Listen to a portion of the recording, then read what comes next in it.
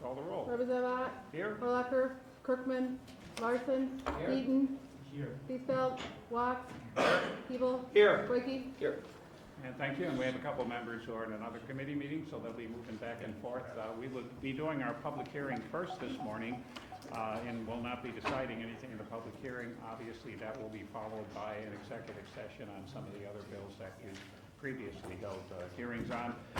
We're joined this morning by Ginger, our committee clerk, and Jessica, our Ledge Council representative. And the first order of business this morning is hearing on Assembly Bill 174. And first up to testify is Representative Joel Kitchens, the bill's author. Good morning, sir. Good morning. Thank you. Thank you, Chairman Ott, and members of the Committee on the Judiciary, tough time with that this morning, for holding this public hearing. Today I'm happy to speak in favor of Assembly Bill 174 as amended by proposed substitute amendment 1. The proposed legislation will give private campground owners a more predictable legal environment. Camping is an essential element of the tourism industry in Wisconsin, and private campgrounds serve both residents and visitors alike. They wish to be able to continue and expand their business and need legal certainty to do so. Many lawsuits against campgrounds are instances where a patron is injured by causes beyond the owner's control. Assembly Bill 174 will remedy this situation by protecting private campgrounds from legal action unless the harm experienced by a patron is the result of an owner's or employee's willful and wanton act or omission. If the campground owner or operator acts intentionally with reckless disregard, fails to act after knowledge of impending danger, or fails to discover what could have been discovered by ordinary care, then the owner or operator would still be held liable. Senator Lemieux and I do not wish to place private campground owners beyond legal action, but it's necessary to ensure that they are not hindered by senseless lawsuits.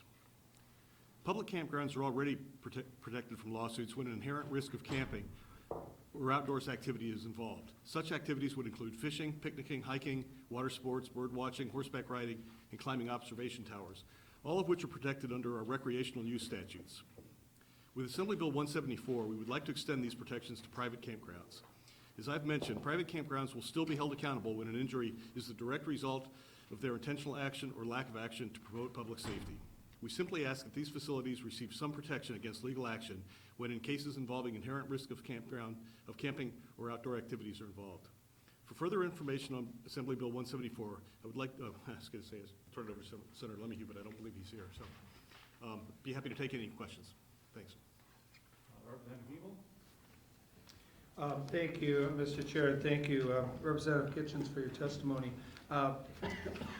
The bill deals with liability of a campground owner, and my concern is that you've eliminated the situation where the campground owner is negligent, and saying that basically if it's willful or wanton action, or if he's grossly negligent, then that he or she could be held liable for their actions. I think with our amendments, we address that, and it's not the intent of the bill to eliminate them from being held responsible for negligent activity. Now, following me, I think you'll get testimony from the attorney for the Campground Association. He may be able to better answer your legal questions. I'm approaching it from a legislative standpoint. That's certainly not the intent of the bill to relieve them from being held accountable for negligence. Okay, well, the concern I have, obviously, is that if a party is injured and a campground owner is responsible or negligent for that, I want to make sure that that party has the ability to be compensated for that negligence. Well, I agree completely. I think that's the intent, but it's for things that are out of their control. I mean, everyone knows that there are dangers inherent in camping.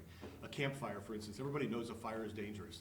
So if you're not willing to take that risk, you should be staying in a hotel, not in a campground. And I think it's not right to be holding these campground owners accountable for things like that when it's out of their control. It's not the intent of this bill to hold them responsible when it's due to negligence. But if you have more specific answers, I'd say hold off for the attorney. I do, but we'll wait for them. Thank you very much. Thank you, Mr. Chair. Representative Wakey? Thank you. Give me an example of something that you think on a campground would rise to the level of intentional with reckless disregard or failure to act with knowledge of impending danger.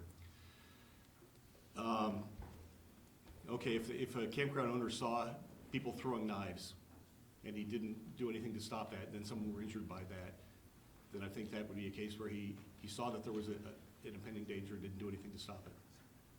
And what about an example of of negligence that would now be immune from lawsuit? What's an example of that? Of negligence. What's the type of behavior or some type of thing that you want to immune campground owners from? Well, I think I told you the things I want to make them immune from, as far as giving you an example of when they would be held negligent. Trying to think off the top of my head, something where they would have, anything where they did not keep equipment up to, up to code or something along those lines, where clearly they should have, and someone were injured as a result of that, then I think they should be held liable. If there were a water heater in the shower and it blew up or something like that, and they should have known that, they did not, have proper upkeep and that kind of thing, where they should have known that it was a danger, they should be held accountable for that. What happens if I go camping and I use a campground and myself or one of my family members is injured? What does immunity do? Let's say there's an injury and I want to seek recourse for that, and we hit this statute, this becomes law, and lawyer tells me, well, actually campgrounds now have immunity and there's no, what does that mean for me? Well, I don't think all injuries should be covered by a lawsuit.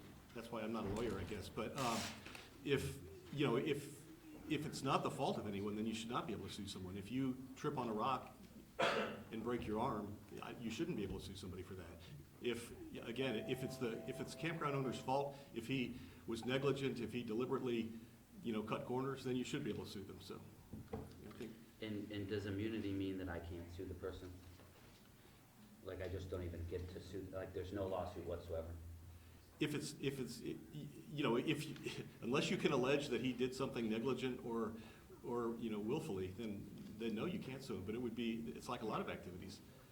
But it wouldn't go to a jury to decide whether it was my fault or the campground's fault, that tripping on a rock, right? I don't even get into the courtroom. Well, if you want to, That's unless you can allege, if you want to allege that the campground owner is negligent, then certainly you're free to sue him for that. But that's the standard, that you would not be able to, you would not, be successful unless you could prove that. Thank you. Representative Watts? Trying to get my arms around this thing a little bit. You define features or inherent risk. So you've outlined lines 1 through 8, I think, defining what you see as inherent risk of camping. And you've got lighting in there, including lighting at campsites. And I want to maybe just give you a little hypothetical. Let's assume for the record that you locate campfires next to a cliff. That's where your position, your place is for campfires. And assume further that there's a path next to the cliff, but no railing for the cliff and no lighting. And assume somebody is walking around the campfire at night, eyes are accustomed to the light of the campfire, and they step off that cliff. In that scenario, do you have an opinion as to whether or not the Well, in my opinion, and again, you can direct this to the lawyer as well, in my opinion, if I were on the jury, you'd win. I mean, that's negligent behavior. If they had a situation like that where they should have known that was a dangerous situation, then they are at fault. But we're talking about things that are just ordinary parts of camping where people get injured because they're camping. I brought that hypothetical up because that happened to me when I was 9. I literally was at a campground, and that exact scenario happened to me. Now I was 9, so I rolled down the hill and didn't hit any big rocks and wasn't injured, but it was quite a memorable event, as you can imagine. And it's a pretty well-renowned campground, which I'm not going to use the name of, but. Well, in my own opinion, and again, talk to the lawyers, that would be negligent behavior, that they should have known that that's a dangerous situation. Well, we'll use that hypothetical later. One other question is,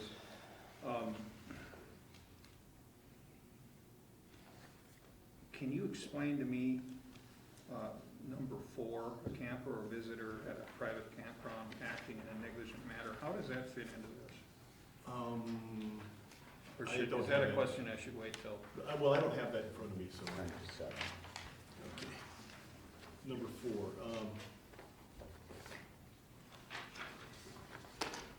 Is Well, that I- something we should ask? well, I mean, I can answer it to some extent, that I think that if another camper does something negligent, and there was no way for the owner of the campground to know that or to stop that, then you can't sue, you should not be able to sue the campground owner for that. Well, I Again, think we'll, Yeah, that's what. well, thank you for your response. President Watts, wouldn't it be pretty much normal procedure if, say, someone was camping and, say, another camper was there and was shooting rocks with a slingshot and just indiscriminately shooting them around? Obviously, the negligence would be caused by the person shooting the slingshot. But if the campground owner already said, you can't shoot a slingshot, you can't do anything dangerous, et cetera, in that case, wouldn't it though be normal procedure for the plaintiff to sue the person who was negligent and automatically sue the campground, because that's where there would be more resources available? Well, if the campground is aware that people are using slingshots, But I mean, if they weren't aware, if the campground was aware that people were indiscriminately shooting slingshots, even though it was, say, prohibited by the campground, and the campground owner knew that, operator knew that, and didn't stop it, I would say the campground owner would be negligent even under this bill. But supposing that they have a sign, no dangerous activity, no shooting of slingshots, and somebody goes out on their own and does it, I think that this bill would be covering the situation where the negligence would definitely be, would lie on the perpetrator who was doing the negligent activity. But if the campground owner already prohibited that and didn't know what was going on, and had they known it was going on, they would have tried to stop it. I think that's what this bill is trying well, to protect them. I fear what we're doing is we're opening up a labyrinth of problems in terms of addressing the people that are actually negligent in these situations. But I think I want to hear the rest of the testimony and see what we'll learn on this. President Brady? Thank you. I agree with you completely. I'm confused, and I have a question for Ledge Council. What standard does this bill create? Because the word negligence has been used frequently, but when I read the bill, it seems to exclude negligence and hold a higher standard of willful and wanton, and there's a difference, I think. And can Ledge Council explain for the committee 2 parts of my question? First, what is the standard created in the bill, and what's the difference between negligence and willful and wanton? Well, the bill relates to immunity for an injury, death, or property damage that's a result of an inherent risk of camping. So in order for the immunity to attach, there has to be the injury, death, or property damage has to be a result of that inherent risk of camping. If it is not, then the immunity would not attach, and we just fall to the general negligence standards. If the immunity does attach, then the bill provides 3 exceptions to the immunity. The first is an intentionally causing the injury, death, or property damage. The second is willful or wanton disregard for the safety. And then the third is failure to conspicuously post warning signs of dangerous, inconspicuous conditions known to the property owner. So if we're talking about a situation where there's no inherent risk of camping that caused the injury, death, or property damage, then the immunity does not attach, and we have to strike general negligence standards. If the immunity attaches, then it has to be intent, this willful or wanton disregard, or failure to post warning signs that would then provide that the immunity did not attach in that particular circumstance. And then, as a follow-up, can you just I see it in the substitute amendment, but can you define for the committee inherent risk of camping? It's what's Sure. outlined in the sub. Yeah, there are inherent risk of camping means a danger or condition that is an integral part of camping, including dangers posed by any of the following, and there's a list of 8. The first is features of the natural world, such as trees, tree stumps, roots, brush, rocks, mud, sand, and soil. Second is uneven or unpredictable terrain. Third is natural bodies of water. Fourth is a camper or visitor at the private campground acting in a negligent manner. Fifth is a lack of lighting, including lighting at campsites. Sixth is campfires in a fire pit or enclosure provided by the campground. Seventh is weather, and eighth is insects, birds, or other wildlife.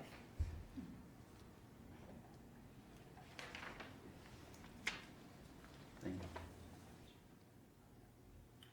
Representative Larson? First of all, I'd like to commend Ledge Council that they know all these answers, just like they know the question's gonna be asked. But they can find the answer just like that, and we have lawyers here to have to ask that question. It's just amazing to me. She's smart. She does a really good job. But my question is, doesn't this bill just bring privately owned campgrounds in line with the same rules and regulations that public campgrounds have to go by? So that we're just making them the same? Right. The same obligations, the same liability obligations? Right. Okay, thank you. Representative Eagle? Thank you, Mr. Chair. Just to briefly, with Ledge Council, the question is negligent acts of a campground owner based on the term immunity would eliminate some of those negligent acts that would otherwise be liable in terms of responsibility to the injured party. So my concern is with regards to the language in this bill, there's no reference to just negligence. It just says, we're gonna give immunity except, we're gonna give immunity to the campground owner except in these specific situations. And there's no reference to negligence in those specific exemptions.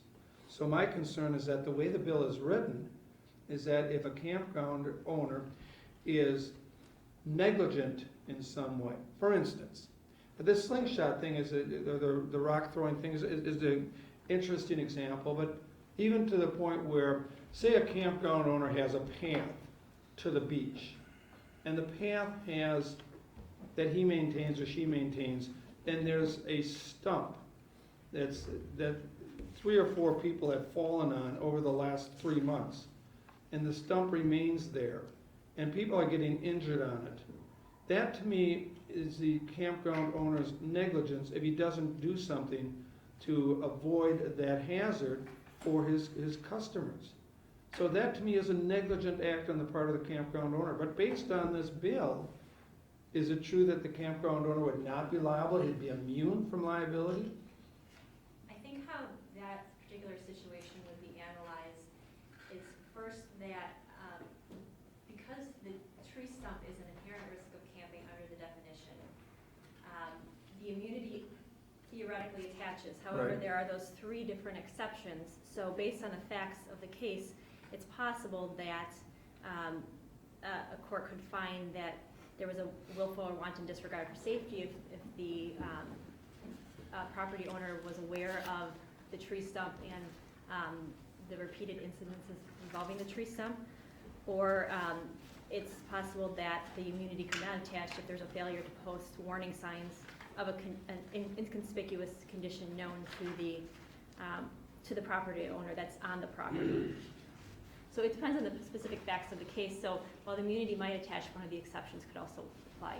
And here's the important part of that, is that as a result of this law, the burden of the liability now switches, where the campground owner formally would have to show that he was not negligent. Now, the burden switches over to the injured party to prove that the campground owner engaged in willful and wanton neglect as a result of that. So that's in terms of an injured person, and all of us, a lot of us like to camp. And if we're going to give that benefit to the campground owner who's aware of this problem and doesn't take action, the injured party now has the burden of proof and switches it over to that party. Is that your analysis of it? I I would have to give more thought to how the Okay. burdens would apply. That's, your idea is good in principle, but the concern that we should have as legislators is to make sure that an injured party in Wisconsin doesn't lose any rights. We don't want to penalize somebody for, we're not talking about strict liability, that you're liable for something just because you own the property. But if someone's negligent and they don't take any action, and the problem continues to exist, an innocent campground participant will suffer damage and have no recovery. So there's a balancing that I'm concerned about. I think your idea is good, but I think we need to make sure that a negligent act of a campground owner is not protected to the point where a citizen of Wisconsin or even from Illinois, perish the thought, was injured, they still should have some protection. Well, I agree, and I think that was the reason we did the substitute amendment. We thought we ironed out all those things, because I think the initial thing was too broad, that we allowed some of that. But I think that it's narrow enough now that it covers it. Again, you can talk to the attorney. Thank you. Thank you, Mr. Chairman.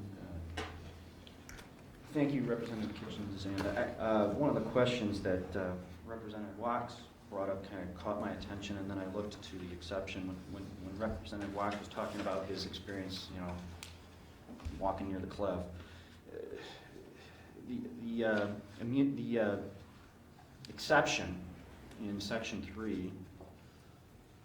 3C, fails to conspicuously post warning signs of a dangerous, inconspicuous condition known to him or her on the property that he or she owns, leases, rents, or is otherwise in lawful control or possession. It seems to me this is placing back into an area that you can have a cause of action, failure to warn.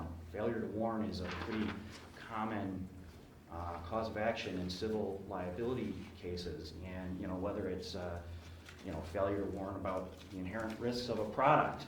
If you don't have adequate warning signs or labels, it's a pretty big net that a lot of actions are in tort law are filed under. I just was curious if, and I guess Representative Wax doesn't have to answer my question. I'm just wondering if this C kind of addresses that situation with the cliff that you talked about. Well, this is the concern I have, is that you define natural features of the natural world. One is defined as natural bodies of water, another one is lack of lighting, including lighting at campsites. And then your 3C says fails to conspicuously post warning signs of a dangerous, inconspicuous condition known to him or her. Now, I mean, let's assume it's a huge lake, but at night you can't see it at all. I mean, we're gonna pour our courts into summary judgment motions and motion and limiting motions on, a rabbit hole here. I think this is gonna lead to immense litigation. I mean, it's gonna have the opposite effect, in my opinion, from what I suspect the bill drafters are trying to do, because I just see this as it's just gonna be a labyrinth of motion practice, and I fear that in the end, the injured party, the person that's completely at the mercy of these campgrounds, they're the ones that are gonna take it on the chin. How would you know that there's a cliff? And the next thing you know, you're dead or you're hurt bad, and now you're suddenly immersed in this rabbit hole analysis. And I just think that we're gonna lead our courts into a morass of appellate work to try to get justice for injured people. Well, I guess, and I understand your point, and it's well taken. I guess I'm coming from the background of that whole failure to warn. We have all sorts of case law on failure to warn. It's a well-entrenched legal doctrine in this state, so it just seems to me, now, if this isn't enshrining failure to warn, and I'm reading it wrong, then that's okay, let's talk about that. It seems to me that's what it's doing, and it seems to me, I don't see how that would change the situation given and maybe it will. I'm open to hearing. I know we're gonna hear it from attorneys and everything else. I think it's a pretty wide exception here, and I just wanted to point that out. You know, I think this will lead to protracted litigation, appellate practice in a pretty big way. I mean, because you're paying the campground, in some respects, you're paying to have all respects, you're paying to have a safe environment. You're bringing children to these campgrounds, you're bringing elderly people to these campgrounds, and I mean, what are you paying for if something like this? I mean, you can't allow negligence of these campground operators. And I'm a little concerned about some of the other aspects of this, but I think we'll hear with the attorneys. Representative Watts, was your experience what convinced you to become a lawyer? Actually, That'd be great for multiple generations of Watts have been lawyers. When you write your biography, though, that'd be a great story.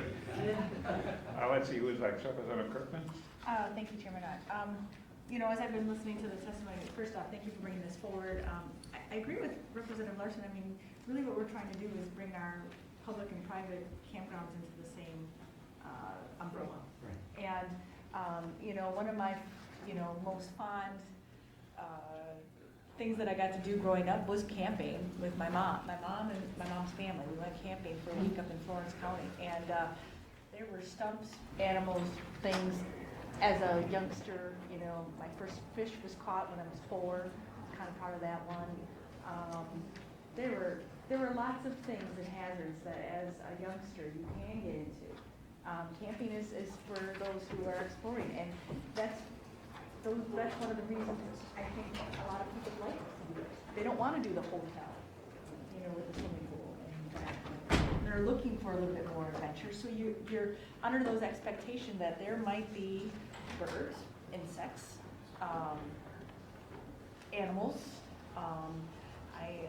and other things, stumps and grass and tall grass, and there might be some ticks in that tall grass, So I think this is a common sense piece of legislation, as going forward. I really do appreciate it that you're bringing it forward. Thank you. I would agree. I think that sense of adventure, that's the big part of camping. That's that little bit of danger. Representative Hebel? Yeah, just to finish up with is willful, Ledge Council, is willful and wanton, is that defined in the statutes? That language, willful and wanton acts? Well, willful or wanton disregard is defined in the bill. And it's defined in the bill as conduct committed with an intentional or reckless disregard for the safety of others. Is that defined elsewhere in the statutes, or would this be the only place? I would have to check. I would imagine it's used elsewhere in the statutes, and I can check to see if it's defined. Thank you. And any further questions? Thank you, Representative Kitchen. Thank you. Next up, and if anyone else would like to testify or register against or in favor of the bill, you can fill out one of these slips, see the clerk in the back, and get the slip up to, he'll get the slip up to us. Next up, we have Ann Jacobs from the Wisconsin Association for Justice speaking against. Good morning, and thank you for joining us. Good morning, Mr. Chairman. Good morning, members of the committee. Thank you very much for allowing me to testify here today. My name is Ann Jacobs. I'm the immediate past president for the Wisconsin Association for Justice. As you all well know, we are the largest association of trial lawyers in the state of Wisconsin. And we're here talking today about the Campground Immunity Bill, and I'd like to take an opportunity to begin by sort of outlining some of the answers to the questions that have been posed thus far, and to talk a little bit on one area of the bill that I think requires careful attention by this committee. First of all, right now in Wisconsin, we are what's called a comparative negligence state. That means in any lawsuit, a jury is asked, how many people do you think caused this bad event to occur? And then the jury, if it says more than one person was at fault, the jury is then asked, please assign a percentage of fault to each of the people you think caused this accident. And that's true in car accidents, it's true in medical malpractice, and as of right now, it's true in a campground case. So right now, if a lawsuit's brought against a campground owner, and it's for the actions that occurred on the campground, if the campground owner is going to be found at fault, the jury is asked first, do you think the campground owner is at fault? And they're allowed to say, no, we don't, in which case they're off any liability. And if the jury says yes, then they're asked, how much at fault? What percent do you think the campground owner is at fault? And then at the end of the case, we look at who's got what level of fault. Now, there's an added part to Wisconsin law that we cannot forget. If the injured person is more than 50% at fault, the injured person recovers nothing. So all those horror stories that you've heard about how somebody was found 1% at fault and had to pay millions of dollars because, you know, when the other person, the injured person was 99% at fault, that's not Wisconsin law. It hasn't been for decades. In Wisconsin, if the injured person's more than 50% at fault, they don't recover from anybody. So that's the background that we start when we look at a law like this, a proposed law, that is talking about how do we allocate fault in various situations. And one of the first issues we need to talk about then is, what does this bill really do? And what it says is, if someone is injured by an inherent risk of camping, then the campground owner is immune. Okay. Then it defines inherent risk of camping, and Ledge Council is nice enough to run through them, you know, bugs, birds, tree stumps. But there's an important part of that definition that's been glossed over that I want to bring to your attention, because I think it actually swallows the rule. And that is, it defines an inherent risk of camping as an action by a camper or a visitor that's negligent. And that's page 2, line 3, and it's number 4 of the subparts. So what it's done is it's defined a risk of camping that somebody else on the campground, a visitor or a camper, might have been negligent. That does not mean that the campground owner is currently responsible for the unknown acts of other campers on the grounds. That's not what the law is right now. But what this exception says is as follows. No matter what the campground owner does on his property, no matter what an employee of the campground does on the property, if any campground or visitor, camper or visitor was negligent, the owner of the campground walks. So let me give you an example of what that looks like.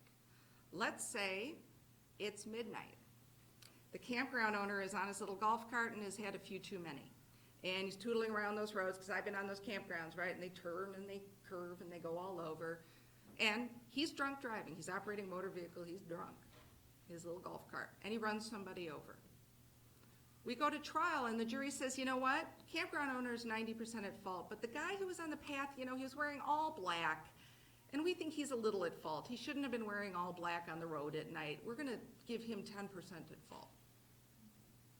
Campground owner pays nothing because he is immune, because somebody else was negligent to the tune of 10%. So the 10% of the guy who's on the road wearing all black, not doing anything except going to the latrine down the road, but he's wearing all black, that 10% wipes out any liability for the campground owner. Think of another example. Septic tanks, those giant holding tanks, right? Particularly for the more rural campgrounds.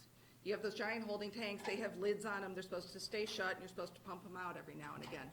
Employee leaves it open.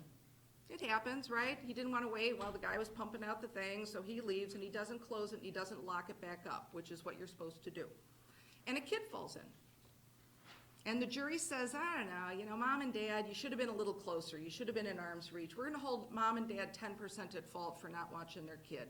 And we'll hold the campground employee 90% at fault for leaving this dangerous thing open. Campground owner's immune. Completely immune. So the parents of the dead child can't do anything about it. I want to give you a real life example of a case one of our members has going right now. Campground employee is trying to get rid of the geese because they're pooping all over the field, right? So he decides he's going to take buckshot, like rock salt and a gun, and start shooting it at the birds, because apparently this seemed like a good idea at the time. And some of that ricochets and hits a camper. Well, what if that camper is, again, a small kid who's a little out of reach of dad? And a jury says, you know, mom and dad, you really should have made sure that they're not getting near where somebody's popping off guns. You're really, you know, we're going to give 10% on the parents. Again, employee of the campground, immune. Campground, immune. So when we look at number 4, that subpart that says the action of any camper or visitor gives complete immunity to the campground owner, I'm confident that isn't what anybody who drafted this bill intended to do. We didn't intend to immunize a drunk driving campground owner who runs somebody over simply because the other person's got a percentage, 2%, 10%, 20% even at fault. Because Wisconsin, we already allocate that, right? We give 80% to the guy at fault and 20% to the other guy at fault, and that's how we work already. So what this does, though, is it really shifts that in an extraordinary way. And that's going to add to litigation, not reduce it. And how is it going to add? I negotiate these sort of cases all the time. I know many of you have been involved in insurance disputes. You speak with the other side, and the other side says, you know, Ms. Jacobs, I think your driver was 20% at fault in this intersection accident because they weren't looking well enough and they could have stopped in time. And I say, I don't know, I think your guy who turned left in front of mine is 100% at fault. And we have these negotiations and we wind up at some sort of amount where we hit it. In this situation, a campground owner and their insurance company is going to have a 100% incentive to try the case. Because all they have to do is find 1 percentile of fault on any campground visitor or camper, and they are totally immune. 1%. So even if the campground owner is 99% at fault, if we can put 1% on somebody else, they're at fault. So another issue, though, I think that we were talking about is that this bill somehow is the same as what we have in our state campgrounds. And I would point out that this is not remotely what applies to our state campgrounds. There is no immunity for comparative negligence simply because somebody else is involved. So number 4, subpart 4, which is page 2, line 3, is not part of the jurisprudence involving our state campgrounds. And in fact, our state campgrounds have various other regulations that are rather significant, involving requirements to inspect the trees and do all these sort of things that don't apply to private campgrounds right now. So really this isn't the same as bringing it into line with our state campgrounds. In fact, it's really sort of a step much farther in this regard. The other thing that we were briefly talking about and was, I think it was Representative Heaton talking about whether it's failure to warn and Representative Walk saying, well, you know, we got this cliff. Both of you, interestingly, highlighted the conflict in this bill. Well, there ought to be a sign, but lighting issues are immune. Well, which is it? So if it's a lighting, there's immunity, but if it's a failure to warn, you might escape immunity. And that's why this bill is sort of a bizarre abdication of the ordinary rules of negligence. And let's, if I may, I'm gonna just pipe in. Negligence, the failure to use ordinary care. What a reasonable person would do under the circumstances with due regard for the circumstances. So what's the negligence of a campground owner? What a reasonable campground owner would do under the circumstances given due regard for the state of the industry of campgrounds. That's negligence. It's the same in every part of the law. Medical malpractice, what would a reasonable doctor with due regards for the state of the art of medicine at the time do? That's the definition of medicine no matter where, or negligence, excuse me, no matter where in the law we go. And that's what we want people to do. We want them to use ordinary care. And this sort of flips that on its head because it gives immunity for actions that should be governed by ordinary negligence. We shouldn't let people, you know, leave the lids off of septic tanks and walk away, but that's sort of what this allows. We consider in Wisconsin drunk driving to be ordinary negligence. It's very hard to have it rise to the level of reckless, aggravated, punitive damages. I recall testifying, I believe, in front of this committee when we were talking about punitive damages and its applicability to drunk driving. And there's been some jurisprudence that says even a second offense isn't enough for it to rise to the level of meriting punitive damages. We treat it as negligence. But we're gonna immunize, we're gonna protect drunk drivers with this legislation. And I don't think that's what anybody intended to do. So that is our position. We're really emphasizing that subpart in our testimony today, and I'm happy to take any questions. Ms. Jacobs, do you know if that works, shooting the salt at the geese? I beg your pardon? Just kidding, I think, you know What, if that do we know if it works, worked? shooting the salt at the geese to get rid of them. Apparently it really didn't. which almost makes it worse, doesn't it? My real question is, do you think this bill could be fixed with an amendment that deals with the issue of, say, the campground owner being 90% negligence and then getting off the hook? Could a simple amendment fix that to specify that in those cases, the campground owner would be considered negligent? I do, Mr. Chairman. Simply striking page 2, line 3, number 4, which reads, "A camper or visitor at the private campground acting in a negligent manner," would solve this. And again, that's because it solves it because if the campground owner's at fault, or excuse me, if the camper's at fault, 100% at fault, that's what the jury's gonna find anyway. And the liability of the campground owner would then only be for that which could be proved against the campground owner for his or her negligence. So that would solve the entire issue. Okay, thank you. Representative Watts? Yeah, well, you kind of took my question there, but let's take my scenario. What would happen, first of all, would it be likely that my case would get settled?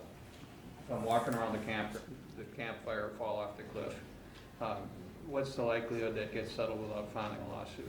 I think it would be challenging, because I think of what I highlighted, which each of you picked up on different aspects of the same case, right?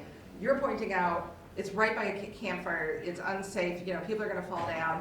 There's an issue whether it's to warn, but you've got conflicting parts in the statute. And I think that's one of the challenges of this statute, but certainly my greatest concern is on the liability of the other folks, which I believe Chairman Ott just indicated as well. Representative Eaton? Thank you, Mr. Chairman. Thank you, Ms. Jacobs, for your testimony. Your example of a drunk camp owner, so you have a drunk camp owner driving a cart around and he hits someone, even though the person was wearing black. He's drunk. I mean, when you put yourself in a situation where you are that inebriated, where you could maybe get a ticket if you were driving out on the highway for OWI, I mean, wouldn't that fall into willful or wanton disregard for the safety of the party? You know what I mean? Isn't that kind of almost precisely what would fall into this exception that still allows a cause of action under the bill? You would think so, but Wisconsin jurisprudence had made very clear that drunk driving is an ordinary negligence. Because maybe he's .09, right? I mean, and that's what we see a lot of times is somebody who thought 3 drinks was okay, and it turned out that really 2 was their limit, right? You can be drunk without it rising to the level of willful and wanton.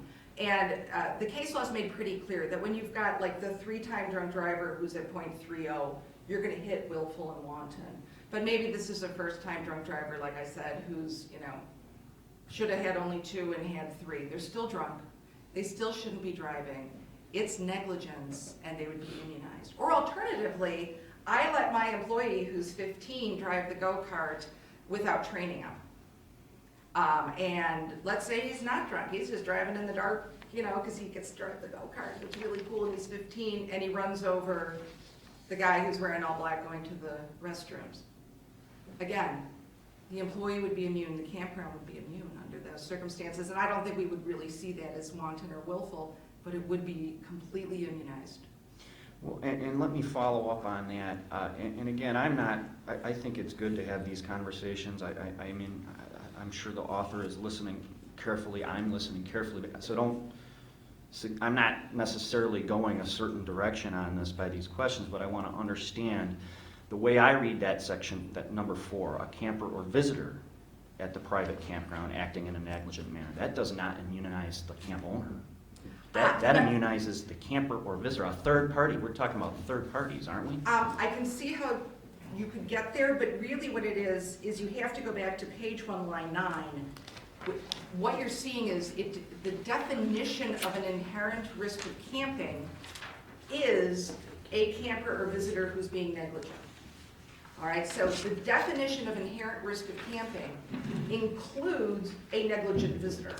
And then you have to go to paragraph 2, which is page 2, line 8, and then that's the paragraph that gives immunity to a campground owner for inherent risks of camping. So it's really a syllogism, which is campground owner has immunity for inherent risk of camping. Inherent risk of camping includes negligent people. Therefore, campground owner has immunity for negligent people. So that's the statutory construction you would follow to get there. Representative Grecki? Thank you. So I want to talk about the standard that we create with willful wanton, and assuming that my inherent risk of camping behavior does fall into one of these 8 enumerated activities. What kind of evidence would you need to show wanton or willful disregard? And specifically, so I'm thinking about like the campfires in a pit. Been camping plenty of times, Boy Scout. What if there's like a big hole in the metal enclosure from the wear and tear, and coals can escape? And what type of evidence would you need of the camp owner's knowledge and disregard of that possible risk of fire escaping the enclosure that they provide in order to go forward and actually, with a lawsuit? There's differing levels of liability in all civil cases. Negligence is reasonable person standard. What would a reasonable person do under the circumstances as they then exist? The reasonable man standard. Then you've got one step up, which is willful and wanton. Then you've got reckless, and then you have intentional. All right, so that's sort of the rainbow of different levels of liability and culpability. And I was trying earlier when you were talking about what does it mean to have something that's willful and wanton. And I was trying to think of one that goes under the exception. So Representative Kirkman was talking about going to campgrounds, and some of them are pretty fancy nowadays, right? They got cabins and sort of hotel type things that are more similar, really, I would say, to hotels and motels than really to the camping of a tent. But let's say you've got a bed bug problem, all right? That's an insect, qualifies under the immunity, and you as an owner say, I'm gonna have my housekeeping staff just vacuum them up, and that'll be good enough, because we're outdoors, they're bugs. We would argue that that is probably negligent. But if you took it one step up and said, once you're told that, they're there and, 85 people have gotten bed bugs and they're calling and complaining, then you might rise up to the level of willful and wanton. So it is sort of a panoply, but the thing is you really shouldn't excuse the guy who just says, it's a few bed bugs. You really don't want to immunize that behavior, because and as drafted, it would appear, because it says insects, and like bed bugs are insects, that we fall under that. So you have to get really bad to start hitting up at the willful and wanton, reckless and intentional. And I don't think we want to be there. I mean, people should be reasonably astute. I mean, goodness, anyone who watches Hotel Impossible knows you can't do that with bed bugs. And yet, we're sort of immunizing the lower levels of negligence, where we really should be holding them to the same standard. It's the same standard anybody else has. It's the same standard the Motel 6 across the street from the campground is held to. Ordinary negligence, right? You should be reasonable. A reasonable hotelier with due regard for the state of the industry. A reasonable campground owner with due regard for the state of the industry. And the reason I keep saying for the state of the industry is they're not held to some mythical standard, right? It's what a reasonable campground owner with due regard for the campground industry does. And there are terrific campgrounds. They have like trade groups, they have standards, they have all this stuff. And some of that's really good and important. And we should just be saying you should be held to the reasonable standard of those people. Thank you, Mr. Chair, and thank you, Ann, for your testimony. The list that we have in the proposed bill has 8 items. You find fault with item 4. Are there other items, and if item 4 were removed, you're satisfied with the bill, or are there other issues that you have? Our key focus, first of all, we are appreciative of the amendment, because I think it did take some steps to take a bill that was this broad, and it did bring it in somewhat. And I want this committee to be aware that we are very appreciative of the efforts that were undertaken in accomplishing that. Our key concern is number 4, and then the willful or wanton, because really, it should be negligence. And that's because, and I think in part, when Representative Kitchens was discussing it, that really nobody wants to immunize negligent behavior. And yet it does. So I think if there were that sort of an alteration to it, this bill would be sound. And although my organization is opposed to immunity bills, I think that would solve the concerns we're bringing to the committee today. I may follow that up, the getting rid of item 4, and then maintaining the definition of negligence as opposed to willful and wanton. How would that new bill differ from current law? The immunity part of it, is that solely the change? Well, if the concern is really that there's some sort of rampant, weird lawsuits where campground owners are being sued for things like, Weather. bunny rabbits and the weather, I think it would solve that concern, because it says, you're immune for the inherent risks of camping unless you have fallen below the standard of care of a reasonable campground owner. So I think that, if genuinely this comes out of a concern that there are these weird lawsuits where, like you said, it rained on me, so I'm gonna sue the campground owner, I think the first part of it solves that. And then it says, but at the same time, if you're not gonna abide by the reasonable rules of campground owners, you're gonna have to be a part of the litigation because you weren't reasonable. Have you discussed these amendments with the author of the bill in terms of getting some changes?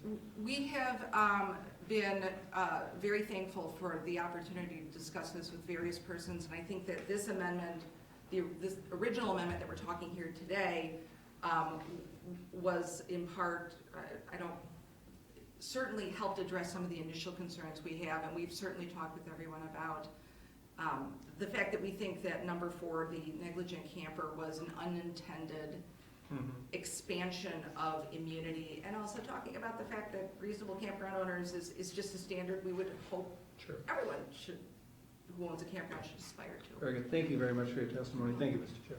Thank you, Ms. Jacobs. Thank you.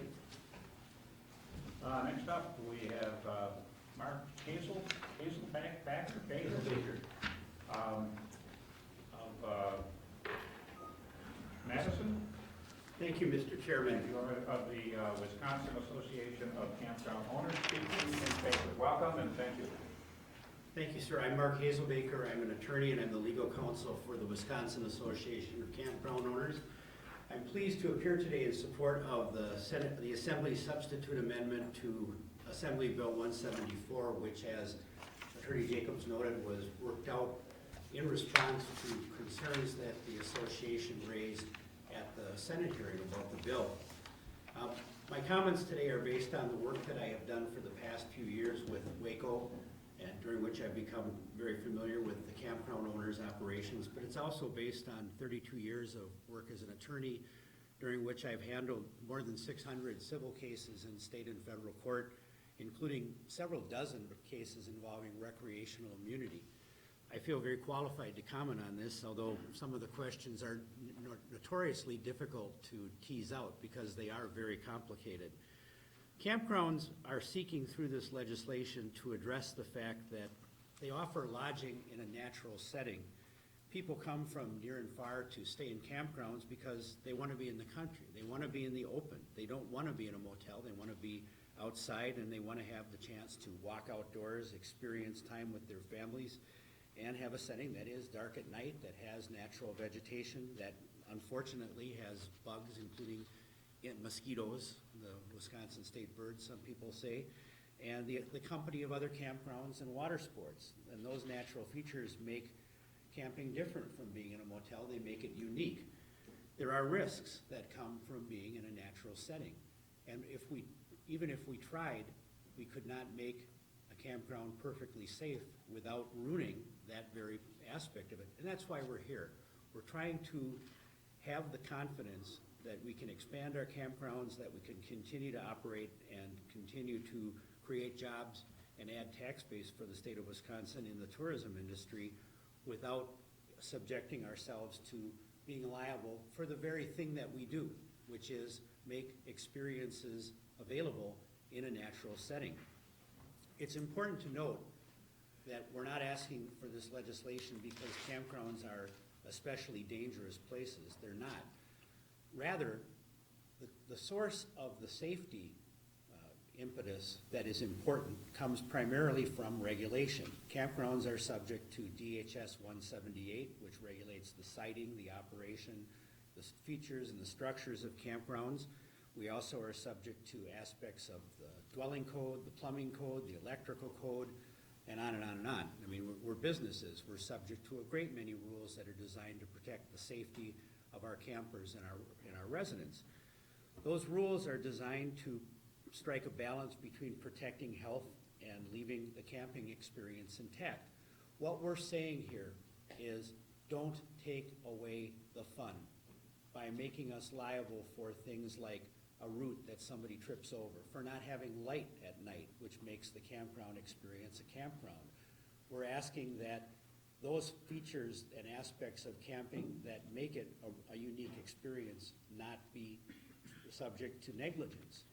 There are some instances where people who are negligent nonetheless are not held liable in damages for what they do because of the danger that it would choke off the very activity that we're trying to make safe. So it wouldn't be safe, it would be non-existent. And that's the fear that we're worried about here. We're not worried about everybody going totally out of business, but we are worried about our ability to operate safely and economically.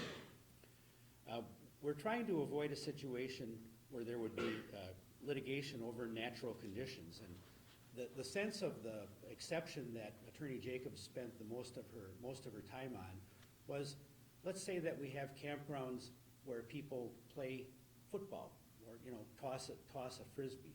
What we're worried about, and is that not the overbroad concerns that she raised, but rather a situation in which horseplay gets out of hand, or somebody tries to throw a football like Aaron Rodgers and has enough zoom on it that unfortunately they miss the target and they hit somebody else in the eye. We don't want to be dragged into those lawsuits. Now, it was certainly not our intention to, as she suggested, swallow the rule. I don't think this bill does that. However, if it were determined through consultation with Ledge Council and further consultation with our colleagues in the Wisconsin Association, I'm sure we could fine-tune that to avoid untoward results, because that isn't our intention. We're not trying to allow people to be gratuitously injured with the involvement of the campground and recover no damages. The substitute amendment indeed is meant to allow us to kind of confidently go forward in continuing to maintain this natural environment. Fire rings are, for example, people want a fire. Fires are unpredictable. It is possible when you have logs burning in a fire pit, sometimes the logs, because of the way they've cured or just because of the nature of the wood, it may pop. It might throw a spark out and burn somebody. And if somebody is injured as a result of a fire in a campground, they should not recover damages from the campground. That is one of the reasons why they come to a campground. Ultimately, to put it in sophisticated legal terms, the reason we need immunity is because ultimately the safety step by which you avoid injury is by not coming to a campground at all. If you don't want to be subjected to any risk of a natural environment, don't go to it. That's the point. Now, we want people to come, of course. We take all kinds of actions to make our campgrounds safe, and we're going to continue to do that. We have to do that because of DHS 178. There's also a point that I do have to make where I'm going to have to regrettably depart from the position of the association. Their position is based upon a traditional and to a large extent appropriate understanding of the role of liability in our society. It is a valuable institution. I'm a trial lawyer myself. I've sued people. I've gotten plenty of money from people. Not enough, of course, because they're never willing to offer what claims are worth. But I believe in liability. It's a useful way to encourage safety and to compensate people in instances where it's appropriate. The reason we have recreational immunity, and this has been with us in Wisconsin for a long time, is because of that principle I mentioned, that there is a danger that if liability is taken into unreasonable realms, it will kill the activity that it was meant to encourage. That's why, if you look at Chapter 895 of the statutes, there is a whole list of liability limitations for things like equine activities, ski patrols, snowmobile trail maintenance, many outdoor sports. It's why we started down the road of having recreational immunity more than 50 years ago with the adoption of the first immunity statute that provided recreational immunity for people who opened their land up to people to use and to hike on and the like free of charge.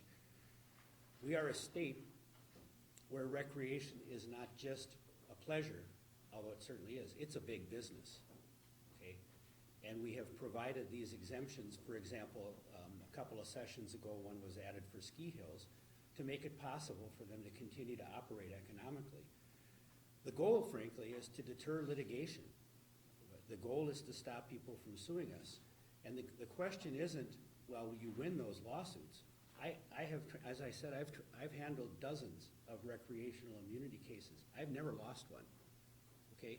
But I'll give, it's not directly on point with this, but it explains the concept. I represented the school district of Westfield on a case a couple of years ago where a student went off on a sledding trip. The student took a toboggan. The student had a permission slip. The student went sliding down the hill and disregarded the directions of the teacher and kept sliding, ran into a fence and broke her leg. And they sued the school district. Well, we finally got that case resolved after we spent quite a bit of money doing it. You know what happened? The school district stopped having sledding outings, okay? And that's the point. You're gonna, if you grow up in Wisconsin and you wanna go sledding, and there's a risk associated with it. If you wanna go camping, there's a risk associated with it. We're asking that we have an immunity in the statutes, which frankly is designed to deter people from suing us over nothing, because those lawsuits cost money. When I have won these liability lawsuits involving recreational immunity, my report to the client is, well, I got summary judgment, or maybe I got a dismissal, or maybe I talked him into a voluntary dismissal, and I say we won, and the client's response is, well, it cost me $10,000, or it cost me $50,000. That's not a victory. And we have to be realistic about that. Civil justice is an important part of our system. I don't deny that a bit. People who are injured need the right to seek compensation, except where public policy tells us that the benefits of allowing litigation are outweighed by the costs. We're presenting this as such a situation in line with the rules that have been adopted to protect other recreational providers. With that, I'd like to answer any questions, and I'm sure there will be some. Well, thank you, Mr. Hasselbacher, for your testimony. About how long have you represented the Campground Association? 6 years now. 6 years, and about how many campgrounds are in the association? We have a little under 200 out of about 400 in the state. So there's 400 campgrounds altogether, about 200 belong to the association. That's correct. Okay, thank you. Representative Watts? Yeah, just a couple of questions. You would be interested in discussing further exemption number 4, or rather defined natural feature number 4, in terms of the camper or visitor or private campground acting in a negligent manner being attendant to One of the great things inherent about risk of camping. Pardon me, I'm sorry. Go ahead. One of the best things about the legislative process is it brings together many perspectives. And the perspectives that the Association for Justice offers are valuable. We may not agree with them about the ultimate policy, but it really wasn't our intention to allow a golf cart driving drunken campground owner to escape from liability on that premise. That was not, we're not that clever. And the LRB didn't draft it for us to do that. So yeah, we're willing to talk, of course. Yeah, and you'd agree that the way it's written now, that kind of scenario could come to pass. Well, I don't know that I agree with that. However, I'm perfectly willing to believe or to acknowledge that the way I read a potential statute may not be the way everybody else reads it, and we should be sure. I agree. Yeah, and I don't think anybody's saying you did this intentionally. We're just saying that this is a problem here. If we so wanted you're to do it intentionally, we would have done it a lot more bald-facedly, but no. And do you think that there, I mean, I talked about my situation. I mean, there seems to be some inherent inconsistencies within this statute in terms of section 3 and section 1.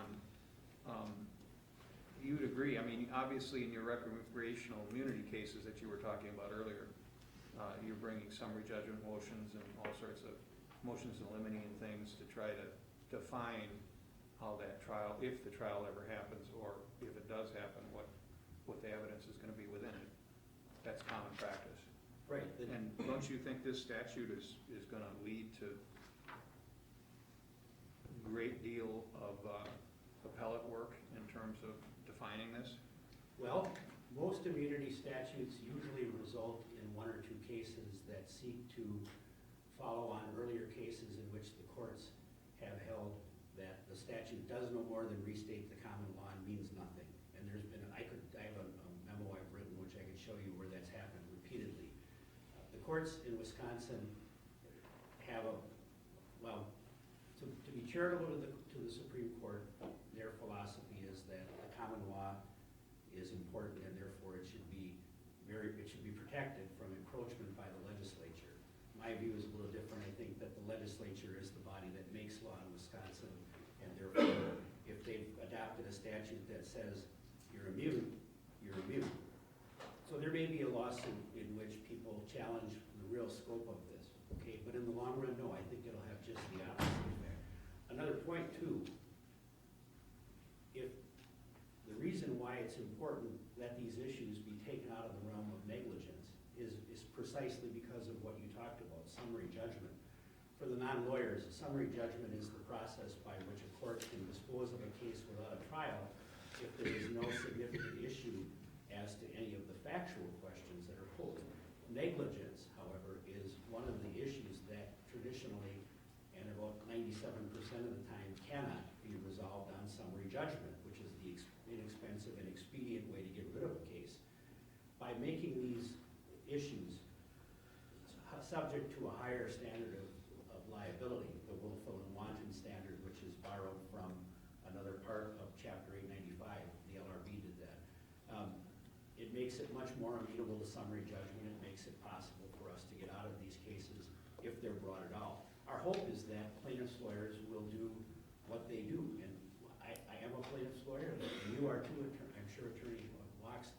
Our job as plaintiffs' lawyers often, most of the time, is to tell people they don't have a viable claim. And we're trying to set a rule in the statutes that will lead people to conclude they don't have a viable claim for having come to a campground for a camping experience. I would like to see your memo, if you could email that to me. And I would like to visit paragraph 4 in section 1, if perhaps his author here, or did he leave? I think he's gone, but. Representative Kitchens and Senator LeMahieu have both spent, and their staffs have spent a lot of time on this bill, and we did sincerely attempt to try to mitigate the issues that the association raised. Can I briefly address public-private, if you don't mind? Sure. The public campgrounds are in a different kind of line of work from us. They offer the more primitive camping environment. Let's take Devil's Lake. It's a great example. Devil's Lake is a priceless resource for the people of the state. One of the best things you can do in Wisconsin is take that hike up the bluff trail and go up to the crown and look down over the rocky boulders to the lake below. The people that run Devil's Lake are protected by Section 893-82 of the statutes, which provides that they are immune from liability, and their liability is capped at $50,000. And the only exception is if they if they act in an intentional manner, but they're protected by what's called discretionary immunity. If they make a decision which in the exercise of judgment is a professional call, they're immune. That's why Devil's Lake State Park can have that beautiful trail at the top of the bluff that doesn't have any guardrails. That's why they can get away with not fencing off the bluff, even though regularly people violate every rule the park has and crawl down those rocks. Some of them get killed. It happens every few years. A private campground would have a very different set of rules because we're not protected by discretionary immunity. We're protected by the rule of ordinary care. And I'm quite confident that if Devil's Lake ever were privatized, which we hope never happens, you'd see a 12-foot fence with barbed wire at the top of that bluff, because that's what it would take to stop some of these people. We don't want that much. I mean, ideally, everybody would like that kind of immunity. We're not gonna get it, we don't deserve it.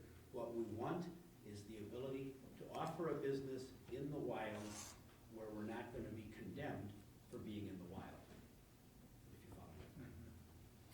President Eaton? I'm sorry, you have a further question? I'm not sure it would take concertina wire and chain link fence to, I mean, obviously, somebody climbs over something like that, their negligence is grotesque. But perhaps a railing or something along those lines, something to demonstrate that there's a cliff. I hope so. Many years ago, I took groups of college kids up there numerous times on field trips, geology, physical geography. I want to tell you, this was one nervous guy watching them. Representative Eaton? Thank you, sir. I guess some of the previous questions kind of addressed mine, but I was really just trying to get down to the bottom of this, whether this really is eliminating comparative negligence if there's a camper who's just a small amount negligent, yet the camp owner is more. Is it really, do you read this as if the camp owner is more than 50% at fault? Do you read this as eliminating their liability if it falls under any of these items that are Well, laid out here? with respect to the items that we're addressing, the issue of the natural condition, the inherent risks of camping, we're trying to take those out of negligence entirely, so they would be dealt with as a matter of law by presumably a motion. If it were possible, because the pleading had enough factual specificity, we might deal with it on a motion to dismiss, but otherwise with a motion for summary judgment. So it never would get to comparative negligence because it wouldn't present a jury question at all. That's our goal, and we're not trying to hide that. We do not want these cases to go to a jury where it's an inherent risk of camping. But to the extent that Ms. Jacobs raised a serious question, and she's a very serious woman who talks in good faith, I give her a lot of credit for that, that she feels that we may have inadvertently provided my insurance defense colleagues with a way of getting somebody off of the hook for something for which they were liable. We're not after that at all. Our campground owners are good people. I work with these people very closely. They don't go around driving drunk on their golf carts. They don't have time to drink when they're during the campground season. They barely have time to sleep. President Eagle? Thank you, Mr. Chair. Thank you, Mark, for your testimony. We did hear Ann Jacobs talk about the two issues she has. One is the item 4, and I do, in reading that, it seems pretty clear that if a campground owner, or if a camper is negligent, it makes the campground owner immune. And you're thinking that maybe it does, maybe it does not. Maybe if we can tighten that up to the point where the negligence of the campground owner is not eliminated by a negligent camper, that would help in that regard.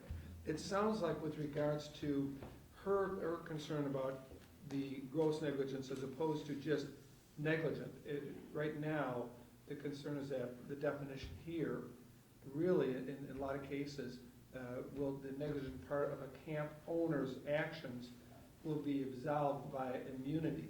Is that your understanding of that as well? Let me make a comment. First of all, the term gross negligence is inappropriate because the Wisconsin Supreme Court Not has gross held negligence, that I'm sorry. there is no gross Willful negligence. and wanton.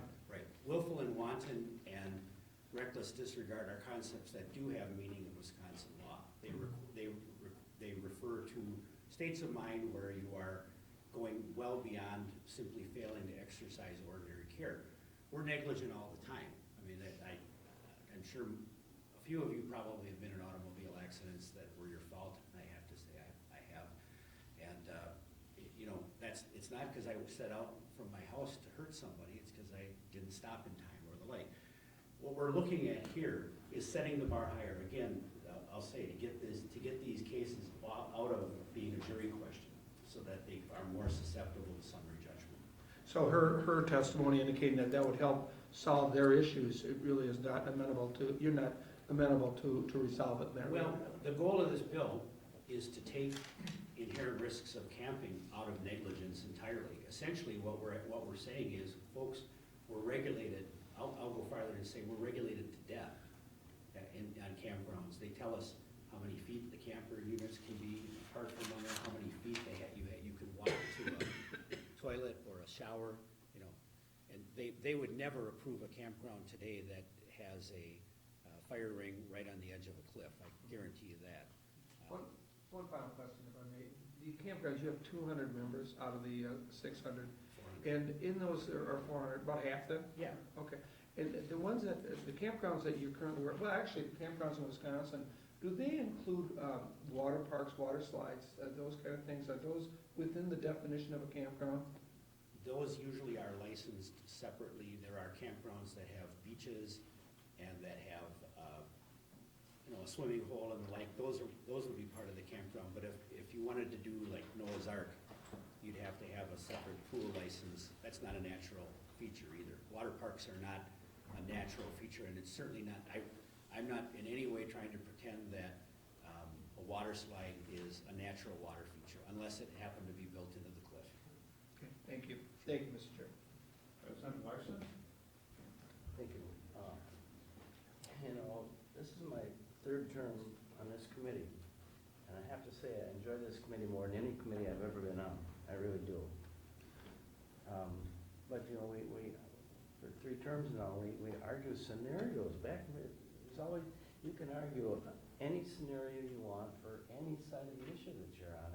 I think it's just amazing. And it's just a comment. I think it's just too bad that we can't introduce and pass laws that enforce common sense. No. If I can make an observation, when I was a first-year law student, I had Professor McCauley for contracts, and somebody answered a question by saying, whatever, that's the common sense answer. Professor McCauley looked at him, lowered his glasses, and he said, common sense, Well, if you actually have any of that, we'll beat it out of you in the next 2 months. Representative Goyke? Thank you. We've had a number of immunity bills in this committee previously, and I would imagine before I'm done serving in this body, we'll get some more. Like yourself today, and I understand why, folks from the industry or that are the defendants in lawsuits come and they say the same kind of spiel that we want certainty and that this kind of turns into a jobs and, give me some history on this.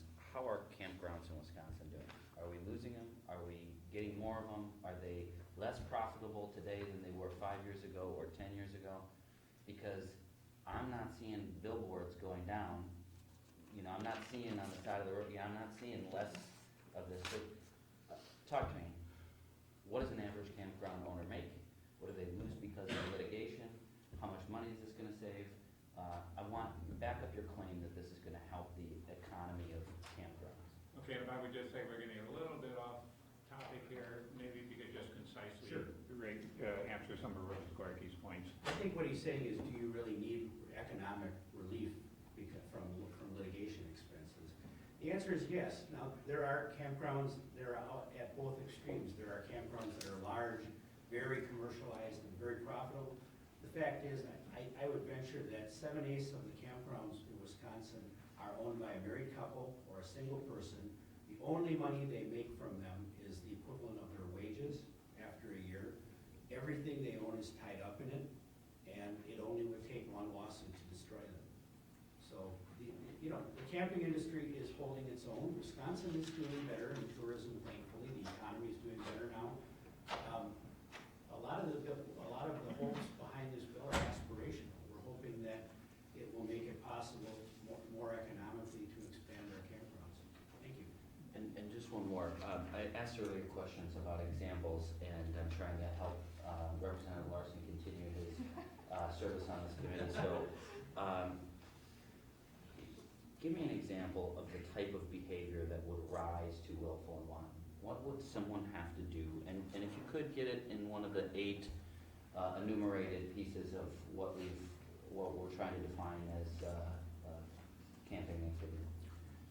Well, I can tell you from having handled these kind of cases that if a case came to me for review where, to use an example that was stated earlier, there was a tree that had been felled leaving a stump, or maybe let's call it, say, a deadfall log or something, and there had been an incident in which one person had tripped on it and called it to the attention of the campground owner.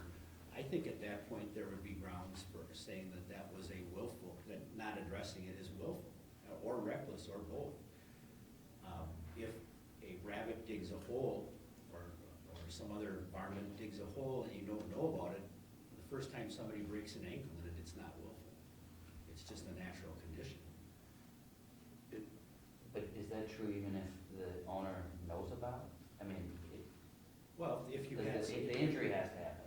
If there was evidence, one of the things about a large area of land, and, a 40-acre campground is 1.6 million acres, square feet, I mean, and it's gonna be a lot of area to cover. It's going to, be hard to see everything. Nobody goes out with a scanning camera and inspects every square foot of their campground. Just one last question. What about Representative Kitchen's example that he used about the water heater or something like that?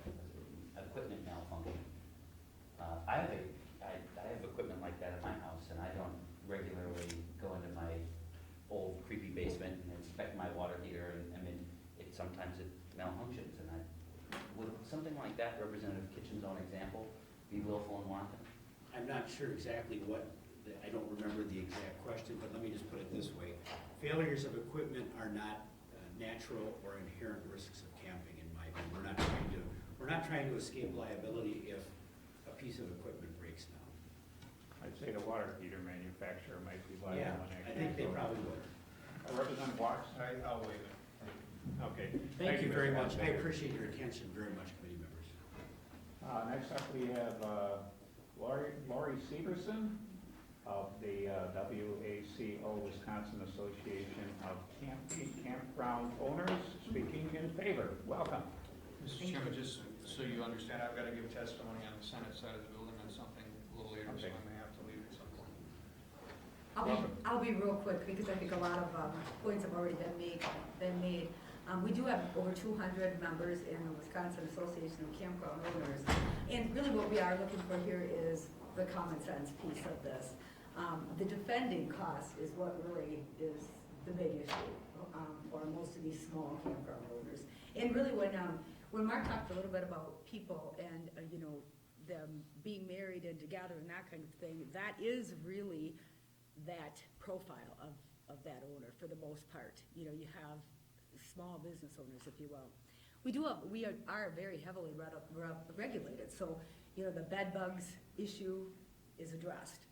Those kinds of things are addressed. All of the regulations are really addressed. Our job is to create safe, happy memories. But unfortunately, people do get hurt when they're playing. And all we are saying is, let's figure out a way that they can play and still be able to do these and not have the insurance so costly that we can't provide those kinds of activities to create those memories for people. About how much would a typical campground spend on liability insurance, say, for a year? Well, it can be anywhere from, a low of $13,000 a year to a high of up to $50,000, just depending on, the amount of acres and that kind of thing. And if you had, say, a lawsuit against you, would one lawsuit then raise the cost of that insurance the next year if you? Absolutely, or cause you to get dropped, which is the big thing. Okay, and if you were dropped from your insurance, I would assume that would put you out of business. It would put you out of business. Okay, thank you. Representative Watts? Just one real question, but this, you'd be, under this bill, you'd be immune from even though you're regulated by this bed bug. I don't know what 178 says in terms of campgrounds, I did not. We would not be immune, you would lose your license, you wouldn't be able to operate. But you'd be immune from suit. You I would be- can't imagine what scenario this would, that if there's some bug problem that Sure. you'd be If there's- immune from suit, from somebody injured in that situation. all I can tell you is that, you would lose your license if you didn't comply with the rules. So you wouldn't be able to sell anything to anybody. But you could come over and jump off my cliff for free then, because I would not be. I've been there, I've done that. You probably have a little harder time handling it now. Yeah, but easier when you're younger, you get to it faster. Well, Representative Walks touched on my question to you, which was, what is the remedy for violation of these regulations? What happens to you? Is it automatic license? Is there a review process? Do you get fined? And does any of that money go to the person that got injured on your campground? Boy, the lawsuit piece of that, I have no knowledge of, but I can tell you that if somebody's in violation, that the state will not allow them to open, and we've had that happen. Not to necessarily our members, but to other campgrounds, where they're not allowed to be open to the public. But just as a follow-up, do you know of any campground that, the state said you can't open and you have to pay back money to people that were injured? Or is the I'm not aware of consequences that. only to the campground owner? There isn't any, without a lawsuit, there isn't recovery for the injured person? I'm not aware of any situation where there would be an injury, but necessarily people weren't following the rules and they were closed down, not necessarily injury related. Any other Ms. questions? Hickerson, thank you very much. Next up, testifying together, we have Bud Steyer, representing himself, Camping for the Fun of It, speaking in favor, along with Jason Collada of the Wisconsin Manufacturers and Commerce. Both gentlemen here to speak in favor. Good morning, or good afternoon, almost, in 45 seconds. Thank you. Yeah, well, thank you for affording us the opportunity to testify this morning for another minute. No, a lot of what we wanted to say has already been spoken, but I did want to share with the committee members. Bud had, I was unaware of this being an issue for campground owners, and Bud had shared with me some time ago that in the past, there was an inherent risk statute, which he and other campground owners literally took the language out of the statute and posted in campgrounds, probably all over the place, right? Whole state. And it was only later that the campground owners really found out that the statute is only for certain public activities as well, or on properties owned by public entities, as well as for a private owner, if you make less than $2,000 in that venture. And that sort of helped give rise to the interest among the campground owners in trying to address this issue. And so I know when we started out, the objective was to try to have equal treatment as the public campgrounds do, and as has been discussed, that wasn't really possible, and so this bill is a much more limited approach to try to address that. So, but it'd probably be good to share some examples of some of the suits that, why we want to see this legislation move forward. Yeah, it was 1980 when this, has anybody, I don't know if anybody's read this, but this has been out in all the statutes, and it basically says, Wisconsin statute, a participant in a recreational activity accepts the risk inherent in the recreational activity or which the ordinary prudent person is or should be aware. So that's what Devil's Lake State Park has to operate with in all the rest of the state parks, in all the county parks, and all the state parks. Pass that around. And so Wisconsin campground owners in the early 80s actually had signs made 24 by 24 laminated and sent out to all the campground owners, and we immediately put them on the walls everywhere because, again, we're notifying people. We've gone to another extent. I have a brand called Camping for the Fun of It, 16 parks, 2,500 sites, and we have everybody who steps foot on our property sign the bottom of that, okay?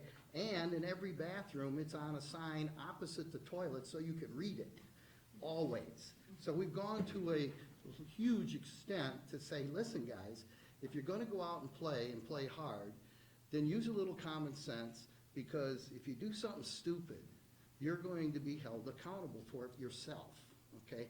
And examples would be you brought your bicycles and you decide to ride down a hill doing 30 miles an hour when there's a sign that says no bikes.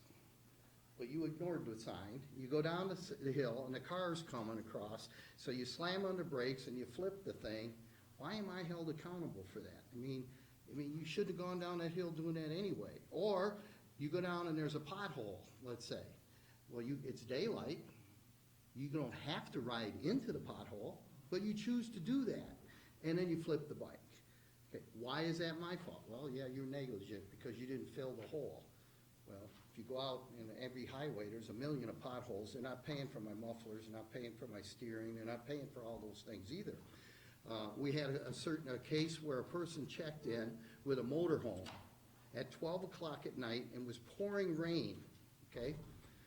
They got their map, they knew where to go, they went to the site, the gentleman was backing the motorhome in, his wife is out in the rain directing him without a flashlight, so he can't even see her, all right? Well, so she's walking around, he's screaming outside the window at her, right? You got this picture? And she walks around and she trips on the fire ring. Now, she didn't have a flashlight. Now, most people would have one in a campground, pretty normal, but she didn't have one. And it's raining, and they got there at midnight. I mean, that's pretty late for a campground. We got sued. They got 50 grand. She broke her ankle. And you know what they said? We were negligent because we didn't have proper lighting. Now, in a campground, you don't put street lights up. If you go to Devil's Lake, they got some. They're by the bathrooms, but they're not at all the campsites, you know. And the same thing could happen in any park if you showed up at night in the rain without a flashlight. But we had to pay the price. We rented somebody an inner tube once on a river that's owned by the state. The water's 2 foot deep. The lady falls off the inner tube, gets her foot caught in a rock, breaks her ankle. We got sued, $109,000 we paid for that one, you know, because they said we were negligent because we didn't give her proper instructions on how to sit on an inner tube. During the day, at like noon, I don't even own the water, okay? The state owns the water. I thought this code would at least keep me from getting sued because it wasn't my water. And it wasn't the base of the river that's mine. Nope, lost that one too. It goes on and on and on. So it still comes back to common sense, okay? You know, if I dig a hole, a big hole somewhere, and it's nighttime, normally you would take yellow caution tape, put stakes up and go around, and that's significant enough to say, caution, don't fall in the hole. Every construction site in Wisconsin does it that way, right? Now, if some kid ignores that tape and falls in the hole, the lawyer's gonna say, well, you should have had like an iron fence up there and you should have done more than that caution tape. You know, no matter what you do, it's not enough. But, you know, the common sense, we tried to take care of that problem because we're gonna work on it tomorrow, but we lost. The gentleman talks about, you know, the fence and falling off the cliff. You know, about 3 years ago, I went out to Arizona and I got to go see, what's the big hole in the ground over there? Grand Canyon. The Grand Canyon. You see any barriers there? You can fall off of that thing anywhere. You can be standing up at the top and you can just fall off of it, okay? That's just the way it is. It's been that way for millions of years, and I'm sure somebody probably falls. But at the end of the day, it's probably one of the most beautiful natural resources in the world, and yet, just like Devil's Lake, you climb up the rocks, and if you just pay attention, you'll be fine. If you decide, hey, I think I'm gonna climb down these rocks, well, every 2 years or so, somebody's dead. And yet, it still goes on. We live in an area where we wanna have fun. And if you don't think, if you read that statute, if you don't think you're capable of handling the risk, then don't do it. Just don't do it. Don't come here. So that's my story. You know, this whole thing was started because after I've been doing this 37 years. At the end, it wasn't until about 3 or 4 years ago that we found out that this statute doesn't apply to anybody in Wisconsin. The people of Wisconsin, it doesn't apply to at all.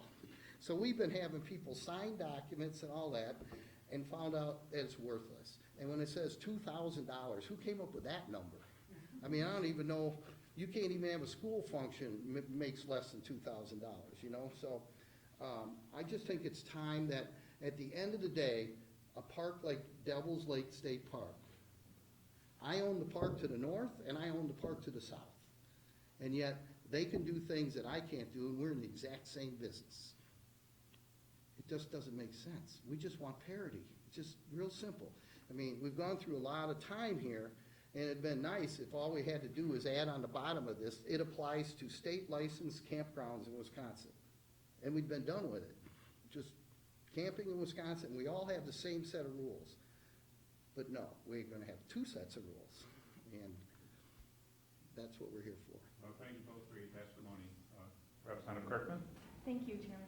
Thanks for your testimony today and hearing from you. I appreciate your colorful shirt as we're coming into the holiday season, and I've been to lots of hearings over my years, and you're the first to bring a little sunshine. Yeah, it's very nice, appreciate it. You brought up the river scenario, and I had to chuckle because when I was in college, my parents didn't know, but I went up for a weekend up to go river rafting up north on the Wolf. And so being a college student, I didn't bring my insurance card with me at the time, but so coming down the Wolf River at the end, it was me and another person in the back, and we went over the end of the Wolf River, and my raft went like this, and the oar was tucked in and wound up. I have some stitches. So I have a nice little scar on my nose that you can't see now because it's been a few years. But I would have never thought to sue. And I guess I'm sitting here and I'm thinking to myself, you took your own risk to go down the river, and I'm kind of an adventurous person myself, so I do like to do that kind of thing. So I'm just really taken back that somebody sued you because and the Wolf River goes up and down. I've been river rafting on many rivers in Wisconsin. There's rocks at the bottom. You have to be careful. So they found you liable just because of. We rented the tube for $5. If I had sold them the tube for $20, they couldn't touch me. But because it was mine, that's what made the difference. And it's like, it's a tube. You took it out there, you didn't have to, but. I would have never thought 20 years ago to sue. We had another case where a girl, a college group, went sledding. And we had a track and everything made for them. But her and 3 or 4 others decided to go over where there's a big dip in the thing because they wanted to get a little air. Yeah, well, they got some air, and when they went up about 25 feet and hit a phone pole on the way down, and yeah, she broke her pelvis. She got through it. She had missed a semester of school, but got $200,000 for that because we were negligent because we didn't put anything around the pole. Now, we didn't think anybody was going to be over there 100 feet, but that was our choice, and we paid for it. Representative Larson? Thank you. It's hard to please people. We talk about, we've heard scenarios here where they didn't have proper lighting at a campground. Now this spring, my son went up by Stone Lake, rented a seasonal spot in a campsite up there for the summer. Not looking around, not realizing that his campsite was under the only light in that park, and he complained about it all summer long. Yeah. We've had people go up and take the lights apart, unscrew the bulbs. What happens if they did that and they fell off their ladder or the top of their car, or however they got up there? Sure. But, I told him to shoot it. I don't know, maybe that's not right either. But we live, times have changed, and, if you look statistically at the number of frivolous suits or whatever it may be, it has not gone down. And until we change the way we do things and send a message, guys, you have to be responsible for your own actions. We're not going to cover every piece of stupid that there is, And so that's what we're asking is, we have to go back to common sense and make people responsible for stupid. It's that simple. Representative People? Well, I just want to thank you for testifying today. I appreciate it. It's really helpful for us to hear the real situation that you're going through. The settlement, you've been doing this for 37 years, and you own, 2,000 campsites? Well, I have a brand, and there's 16 parks in there, and so we share information all the time, so when I say it's happening, Mm-hmm. okay? And, you know, every decision we make, anytime we wanna buy something or do something, the first thing we think is, will the insurance company even touch it? Mhm. And if there's always perceived risk, and if their perceived risk is this high, you maybe can get it done if you pay enough. And you have to decide, is that worth doing? Sure. And a lot of times you say, can't do it, and so it doesn't happen. One of the things we as legislators have to do, we're generalists, and we have to balance the rights, the camp owners and then also the people that use the facility. So what we're trying to do here is to reach a level, and common sense is extremely important, there's no doubt about it. So we want to make sure that that works. I suppose as a result, the litigation that you've been through, are those mainly settlements, or have you gone to jury trials on those cases?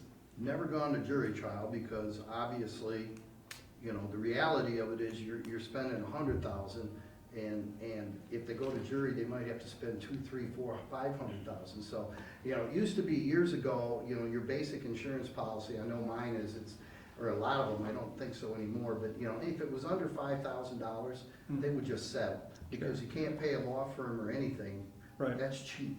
And a lot of people would go to the extent to just get the $5,000.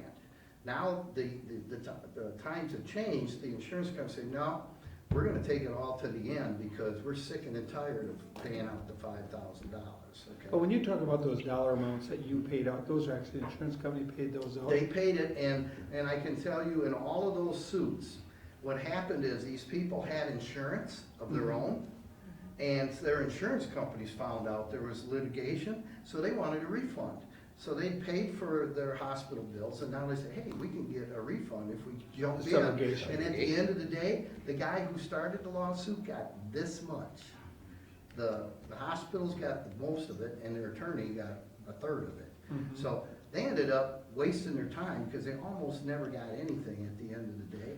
One final question for you, and again, I appreciate you being here.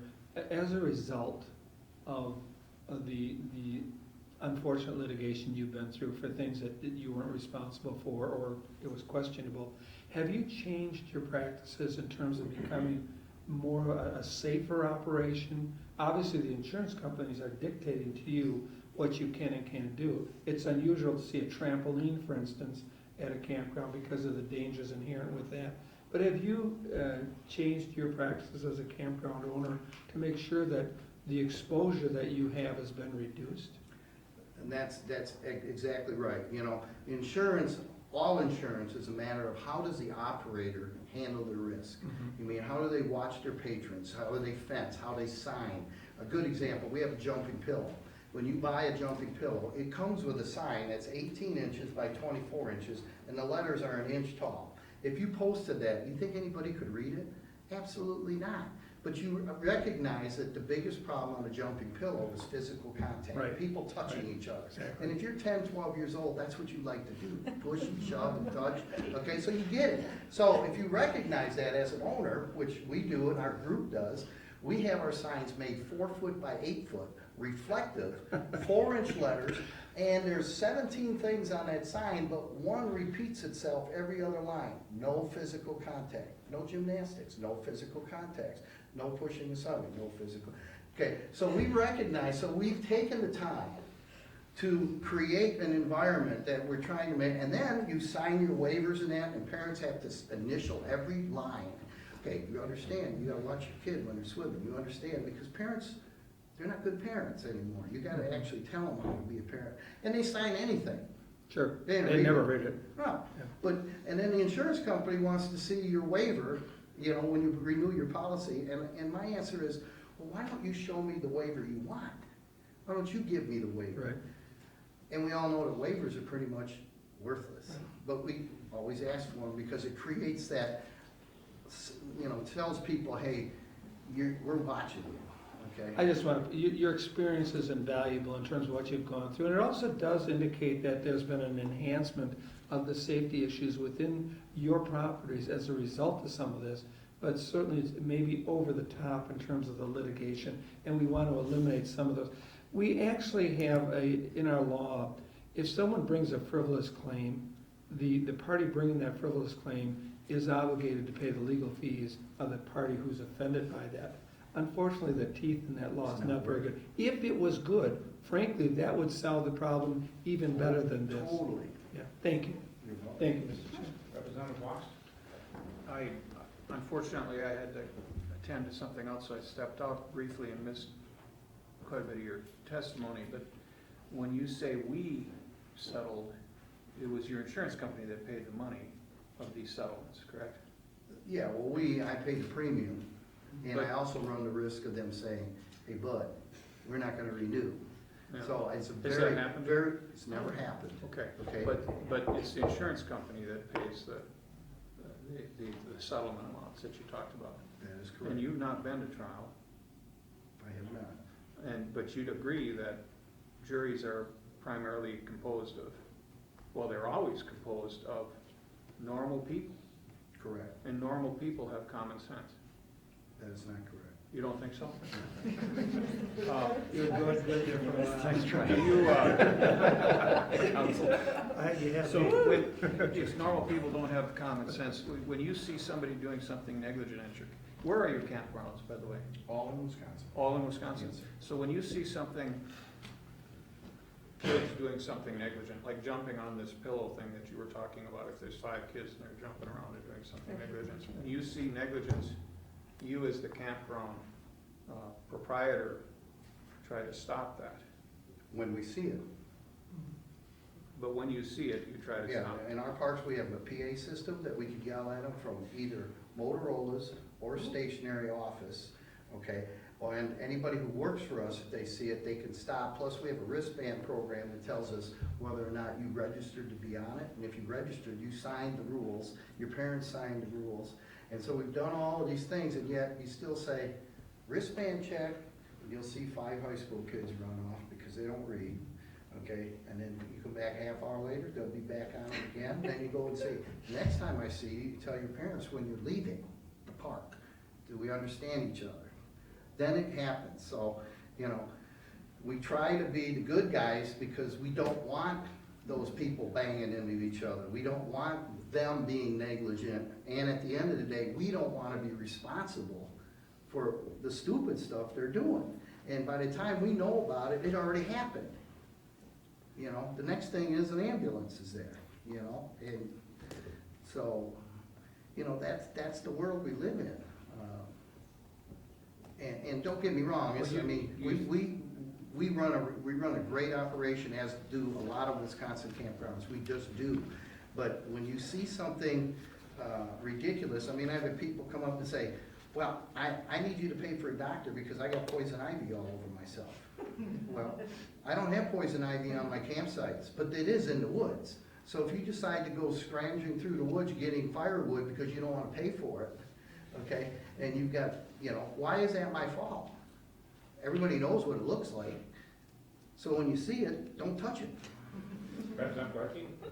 This has been a fascinating conversation. You, in large part, have justified the existence of civil liability and the civil justice system because you have provided to the committee how diligent you are in making your campground safe. And fear of lawsuit is one of those motivators. And I'm hoping that my committee members are listening to what this gentleman has done to make his campground safe. I imagine, do you agree that if you have a lot of injuries at your campground, that would be bad for business? Oh, you'd be on the news. And thus you'd have less campers and less money. We should be careful not to tip the scales too far to remove the incentive to keep campgrounds really safe through civil immunity. And that's just my comment. I appreciate your candor today. It was refreshing. My comment, Representative Clarke, would say, I think that Mr. Spire has been telling the committee that he is doing everything he can to keep his campground safe, and he still is getting lawsuits brought that he feels are maybe over the top and unreasonable. But I'm also hearing that. Representative Kirkman? The one, and there's a lot to say what I was going to say, but do you still rent out tubes?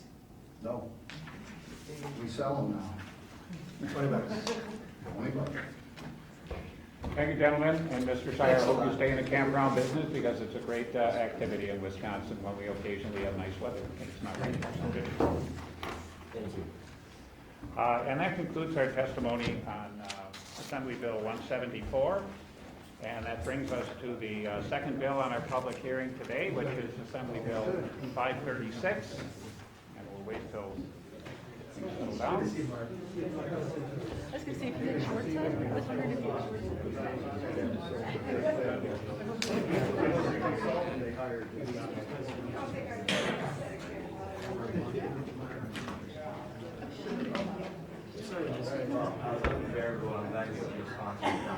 Oh, yeah.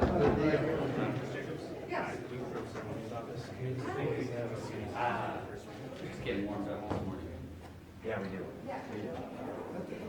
Thank you. Another bill from this guy? I guess. Oh, Where'd the committee go? who was the chair of this meeting? I didn't tell them to go. I said, You can't ever This let can no them longer go, be the they're like judiciary, it's gotta be teenagers. the economy. I wouldn't let them on a campground.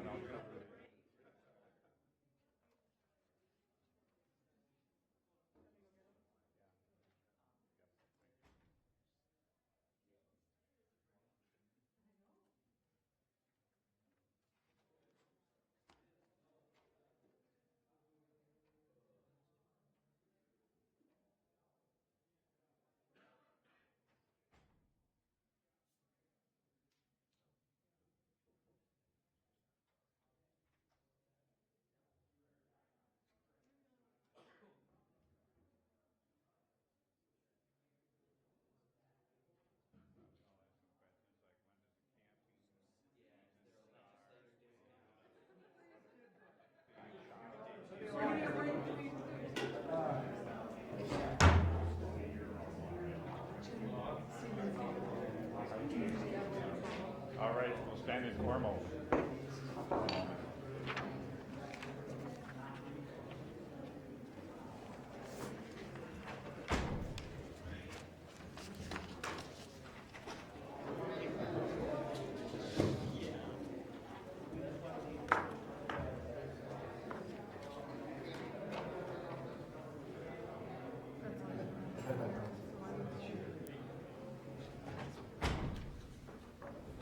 Which one is next on the agenda?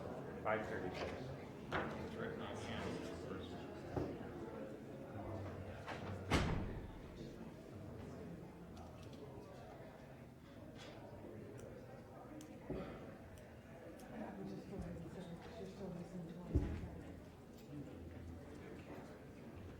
All right, we're back together. I should also mention on the last bill, Jordan Lamb of the Association of State Prosecutors registered in favor. Actually, that's on your bill, 536. Yeah, I was Oh, gonna say. you registered in favor of my bill. Oh, that's great. All right, well, it says, good morning, Assembly Judiciary Committee members. I was being optimistic. It actually is good afternoon, and I appreciate you hearing my testimony on Assembly Bill 536. You all know that drunk driving continues to be a serious problem in Wisconsin. The last DOT statistics showed an average of about 200 persons killed each year in Wisconsin roads, thousands more injured in drunk driving crashes. These people many times are innocent victims. They're killed while crossing the street, biking, or driving when a drunk driver crosses the center line and hits them head on. We've all heard of numerous cases like that every year, of people driving the wrong way on the freeway, driving off the road, hitting trees, and again, hitting pedestrians or bikers along the road. Assembly Bill 536 increases the penalties for repeat drunk drivers. It combines elements of Assembly Bills 444 and 447. 444 was the bill that would have made third offense a felony. 447 did away with the look-back periods for second and fourth offense. 536 changes current law so that fourth offense is considered felony in any case, regardless of when it occurs. Under current law, you get a fourth offense and it's more than 5 years after the third offense, it's still a misdemeanor. This bill will make fourth offense a felony in all cases. This bill also makes each subsequent offense beyond the fourth one felony level higher, so 56 would increase from a Class H to a Class G, 6 out of an 8 from a G to an F, and so on.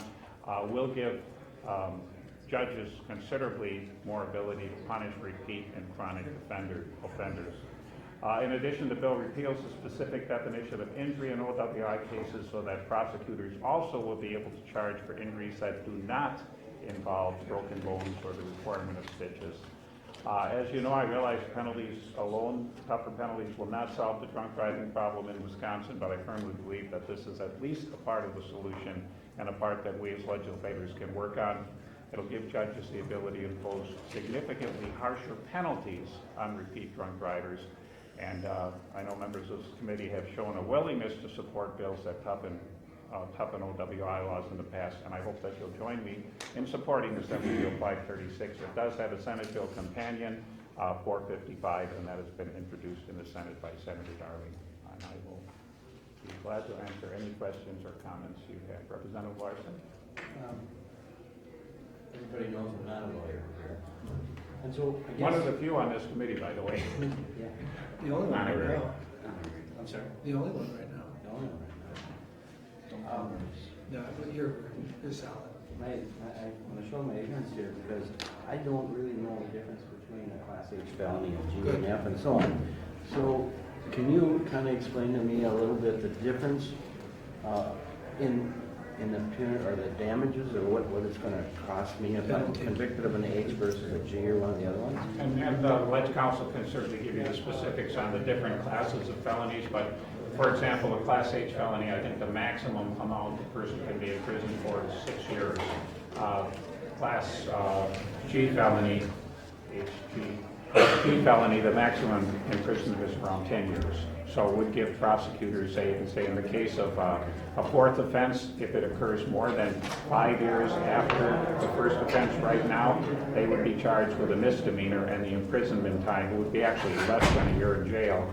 A Class H felony, 5 years and 1 day after the third offense, the judge could sentence as much as 6 years.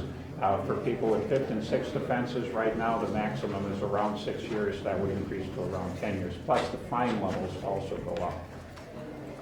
In the case of, I have a nephew who was convicted of a felony because of drunken driving a number of years ago now. So I don't know how many have, but he probably had quite a few. And he's also not allowed to have a gun, so he can't even take part in a hunting season. Right. Is that true of all felony? Felons cannot possess guns. And they also lose their voting privileges? Until their sentence is served, until they're totally off their sentence. Yeah.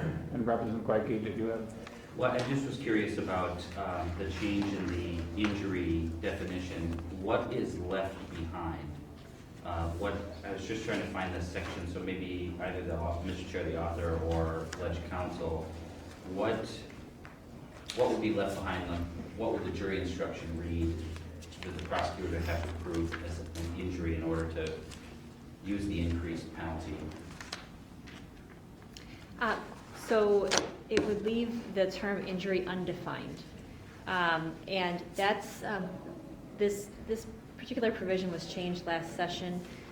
So in the OWI causing injury offense prior to last session, the word injury was not defined, but then last session it was changed to be defined as substantial bodily harm.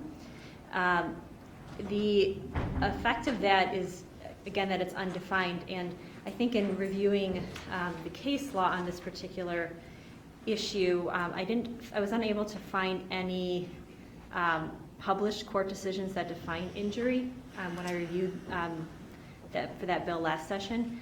I think the courts generally apply a dictionary definition of injury, which and sometimes use the definition of bodily harm, which is it's just something different than substantial bodily harm. So I think it would whether something is charged or not is going to depend on the prosecutor, and then whether it's an injury will be determined on a case-by-case basis. We heard from prosecutors that they have difficulty charging for causing injury with OWI now if it's anything less than substantial bodily harm, which means I could have a drunk driver go and hit me and break my windshield. I could get all scratches on me, but they wouldn't require stitches. I could be bruised, including my face, but it wouldn't be any broken bones. And they say they will have troubles charging for injury with OWI. All they will be able to charge is the OWI offense. So that's what we're trying to correct. But is there, a follow-up for that, council, is there a definition in statute that could be cross-referenced that would include the lower threshold? Because we have battery causing bodily harm, which, you know, the substantial battery needs stitches or broken bone, but misdemeanor battery does not. I mean, I just, Well, it's gonna be litigated, right? I mean, will we, if we don't define it. so injury right now is defined as substantial bodily harm. That's defined already in the statutes in 939.22 subsection 38. And also in that section of the statutes, there's definition of bodily harm. That's in subsection 4. It's 939.22 subsection 4. So the committee could, you know, choose to define injury in a manner other than substantial bodily harm by referencing one of those other definitions. Representative Evil? Thank you, Mr. Chairman, and I appreciate all your work on drunk driving cases, because clearly one person dying of drunk driving on our roads is one too many. In terms of, in your testimony, you indicated that on average 200 persons are killed in Wisconsin hours a year.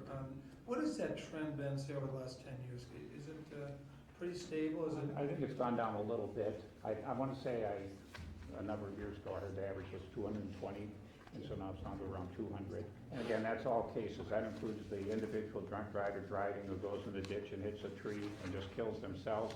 It includes cases where a passenger, and you hear quite a few times where passengers in the car with the drunk driver, who may be drunk themselves, are also killed, or they're killed and the driver isn't. And it also, it includes a significant number of people who have nothing to do with the drunk driver. We've heard testimony in the past in this committee where someone who's driving to work and the drunk driver crosses the center line, hits them head on. We've heard cases of bicyclists hit and killed along the road, and pedestrians crossing the road killed by drunk drivers. So it includes all of those cases. I know our committee has talked about a study group to address drunk driving head on, and I'm afraid, I think that's a great idea. I think that's what we ought to be doing, because we need to base our decisions on new laws, on evidence, on things that we know work in other states.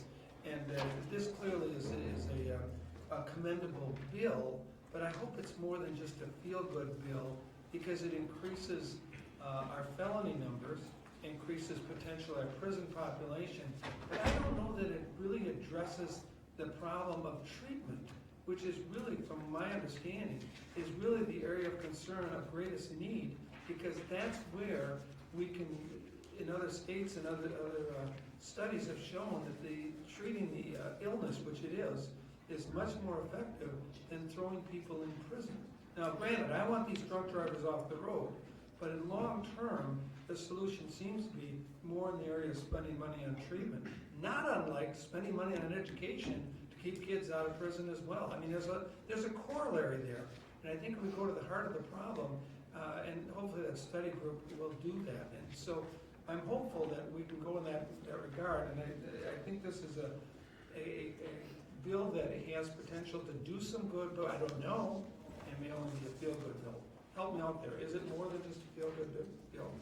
Well, I don't know that there's anything feel good about any drunk driving. No, the bill. I'm not talking. I agree. The bill. And as far as feel-good bill, I guess my feeling is right now, if someone has offended 3 times and they offend a 4th time, and it happens to be 5 years and 1 day after the 3rd time, I don't think that's any less serious than if it was 4 years and 364 days. So all this bill is saying is 4th offense is a serious offense. It's not any longer a misdemeanor offense, it's a Class H felony, and we did change it in 2009, Act 100 made 4th offense felony, but only within the first 5 years.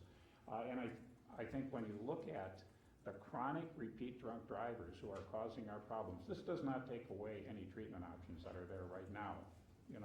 There are provisions in our law where you do have one chance to take treatment in place of incarceration for a certain amount of time. That doesn't take any of this away. What I'm saying is, by the time somebody has done this 5 times, that's serious business. No question. And so I'm saying that the penalty should fit the offense. And somebody who's done this the 5th time, the 6th time, the 7th time, they've had multiple opportunities for treatment. They probably have been through treatment. and they still fell back into the same behavior. So I wouldn't say it's like, it's gonna make us feel good. I'm trying to get our laws in line with the severity of the offense. And I'm not saying that, that precludes any ideas for study committees, that we look at other options for dealing with the drunk driving issue. But seriously, you got people driving around, and we see these cases. I mean, with 5, 6, 7, we've seen cases in the last year where somebody gets their 10th or the 11th or their 12th. I agree. And all this bill does, it increases the maximum penalties. It does not increase the minimum penalties, of which, in the case of 5th and 6th offense, and I do have another bill that would increase the minimum penalty to 18 months incarceration. The minimum right now is 6 months in jail for 5th and 6th offense. All this bill does is it says, gives the judge the option of looking at that specific case, that specific drunk driver, how much time there's been between his offenses, if he's had his 6th offense in a matter of, say, a total of 10 years, somebody who's doing this regularly, gives the judge the option to impose a stiffer penalty if he so chooses. Do you have any numbers, Jim, in terms of how many actual numbers of people that have committed, say, 5th offense in the last year here in Wisconsin? I do not, but Department of Transportation has some pretty detailed figures on their websites. I don't think they have for the last year. It probably goes back a couple of years, you know, they probably 2013, I would imagine. All those statistics are available, and it's unquestionable that, you know, first offense, there are more first offenders, less second, less third, less fourth, but there's still a significant number of people, or we wouldn't read these cases in the paper on a regular basis. Would you say it's more than 100? There's been 100 people arrested for 5th-time drunk driving in Wisconsin in calendar year 2015?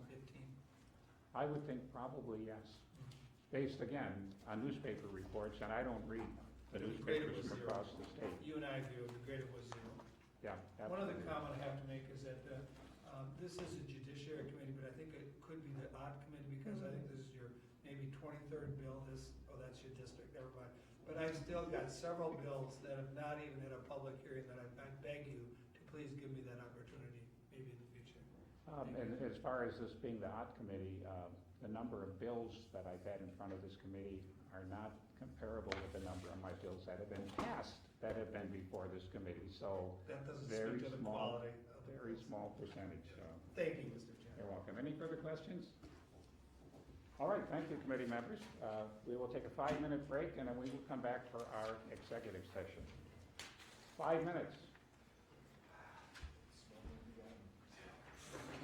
Can you hold the roll open? I'm gonna. Oh, absolutely. Hold the roll open at 5 o'clock, whatever the normal business time is. Jim, you know that he's got an amendment that we'll introduce and I'll speak to it. Pardon?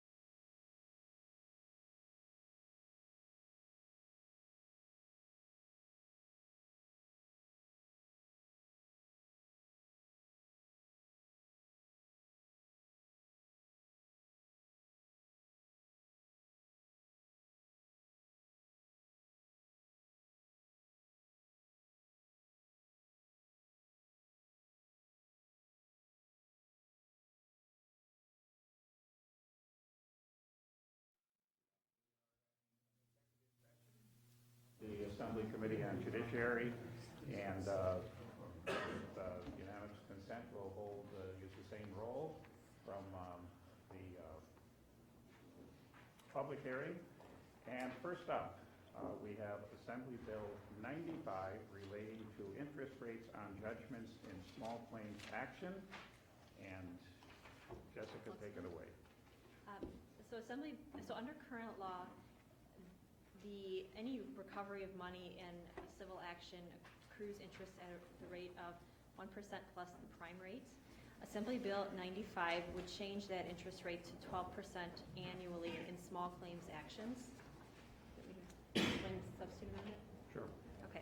And Assembly Substitute Amendment 1 to the bill would change the interest rate to 12% in all civil actions, not only small claims actions. And then Assembly Amendment 1 would change the interest rate from 12% to 8% annually, and that would only apply in small claims actions. Okay, first we will take up Assembly Substitute Amendment 1.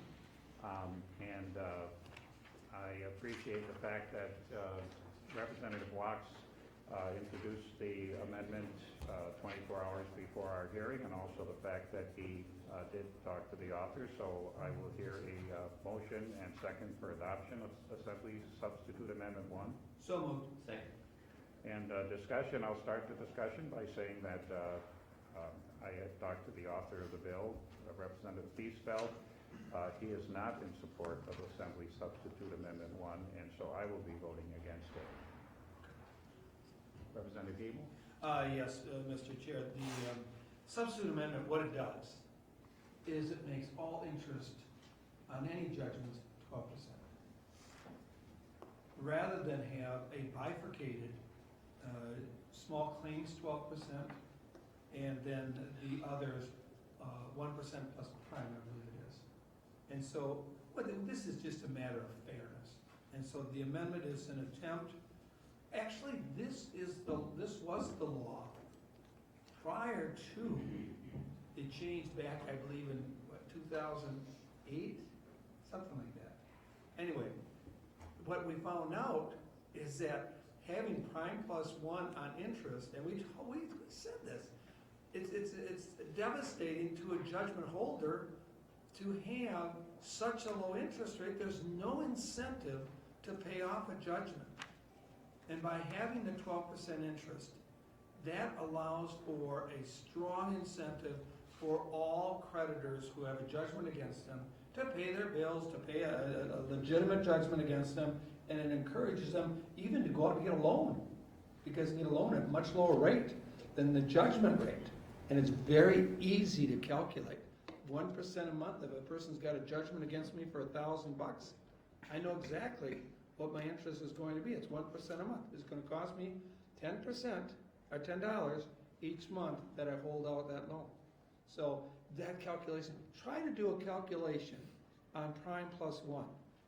Right now it's 1 because prime is so low, but depends on what you, and that changes. So it's a nightmare for our courts, for the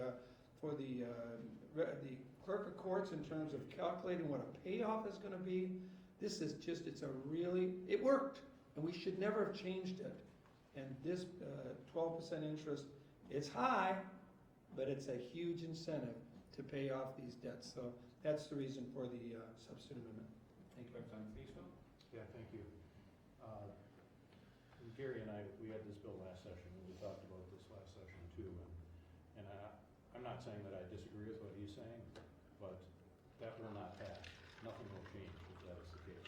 And really doing legislation that just has some sort of chance of passing. I believe that we have come forward with compromise here. It's a step in the right direction, and I have told Gary in the past that I'd be willing to work with him on all-encompassing legislation in the future. But we're not there yet, and this gets us going in the right direction for those various things that he just mentioned. President Goyke? I have to commend Representative Thiesfeld on his consistency. You said exactly that, December 19th, 2013 on Assembly Bill 523. And you're exactly right. Representative Hebel asked you about why we wouldn't do 12% across the board, and I got some notes from that. And, you know, you said the exact same thing, I'm willing to address that in the future. 2 years later, you know, your claim is it's not the future because we haven't passed this. I get it, I understand. I mean, I understand that you gotta do step one and then you do step two, but treating these two different judgments differently doesn't make a whole lot of sense, and it really isn't fair. Who's the little guy and who's the big guy? Who walks into court with the little guy into small claims, and who walks in with the big guy and or even the little guy with the big claim into civil court on a larger claim? There's if we're going to raise the interest rates, we got to do it for everybody. I'm not necessarily saying I think 12 is great. I look around my community, and I know there are a lot of people that have civil judgments hanging over their head, and it is destroying their credit and their purchase power, and it is wreaking havoc on my community and our economy. And there's some compelling arguments and data about disparities in collections and who gets sued civilly and has these judgments versus who doesn't. And you know, this is a bigger issue. But if we're going to try to fix it, we're going to try to fix it and treat people the same. And so I just wanted to make the comment. I appreciate Representative Thiesfeld trying to be pragmatic and getting past what he can get past. But you know, literally 2 years ago, almost to the day, we had that same comment. And you know, you said you'd be willing to address it in the future, and here we are. And so I wish that you'd be supportive of this sub that would treat everybody the same. Representative Thiesfeld. I'm not trying to challenge time or anything here in terms of what the future is. Yes, it is definitely the future, but that comment was referenced on the fact that the legislation that was present at that time, which is now just as likely to get it passed, that it would have been passed into law. Once this is passed into law, I am ready and willing to fulfill those words, and I think Gary knows I'm good for my word. Representative Hughes. Thank you, and I appreciate that. And you are good for your word. And the bottom line question I have for you is, what is the moving force that calls for the bifurcation? What is the reason?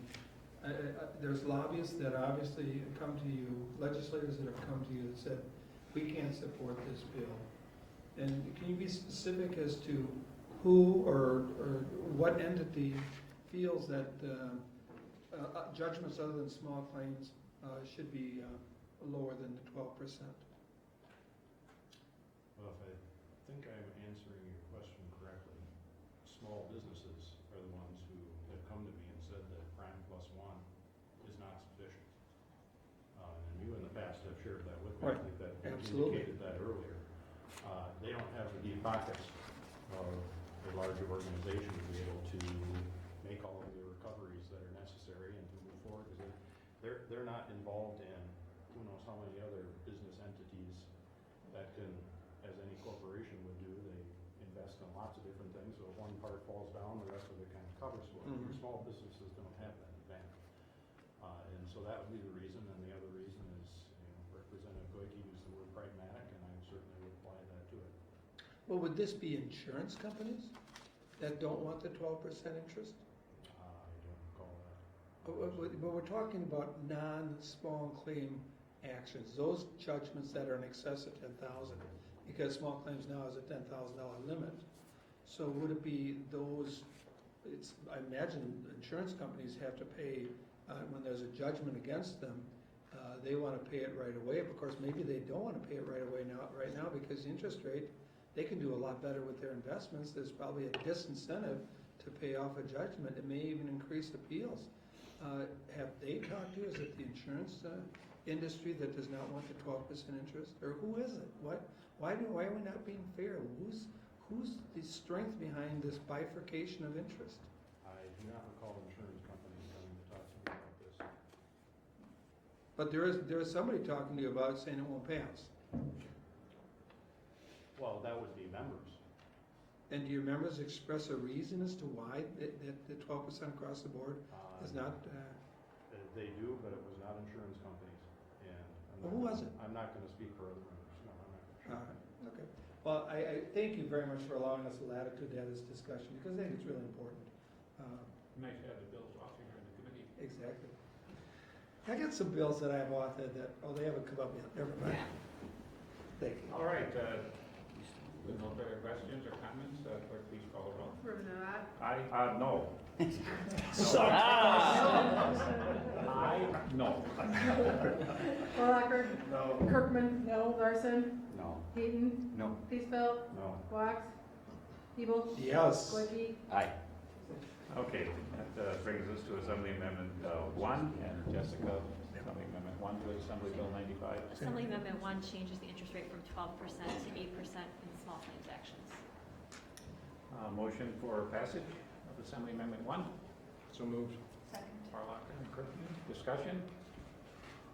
Representative Farlacher? So I offered this amendment after hearing the testimony that we heard at the public hearing, given that the majority of these small claims actions relate to medical expenses.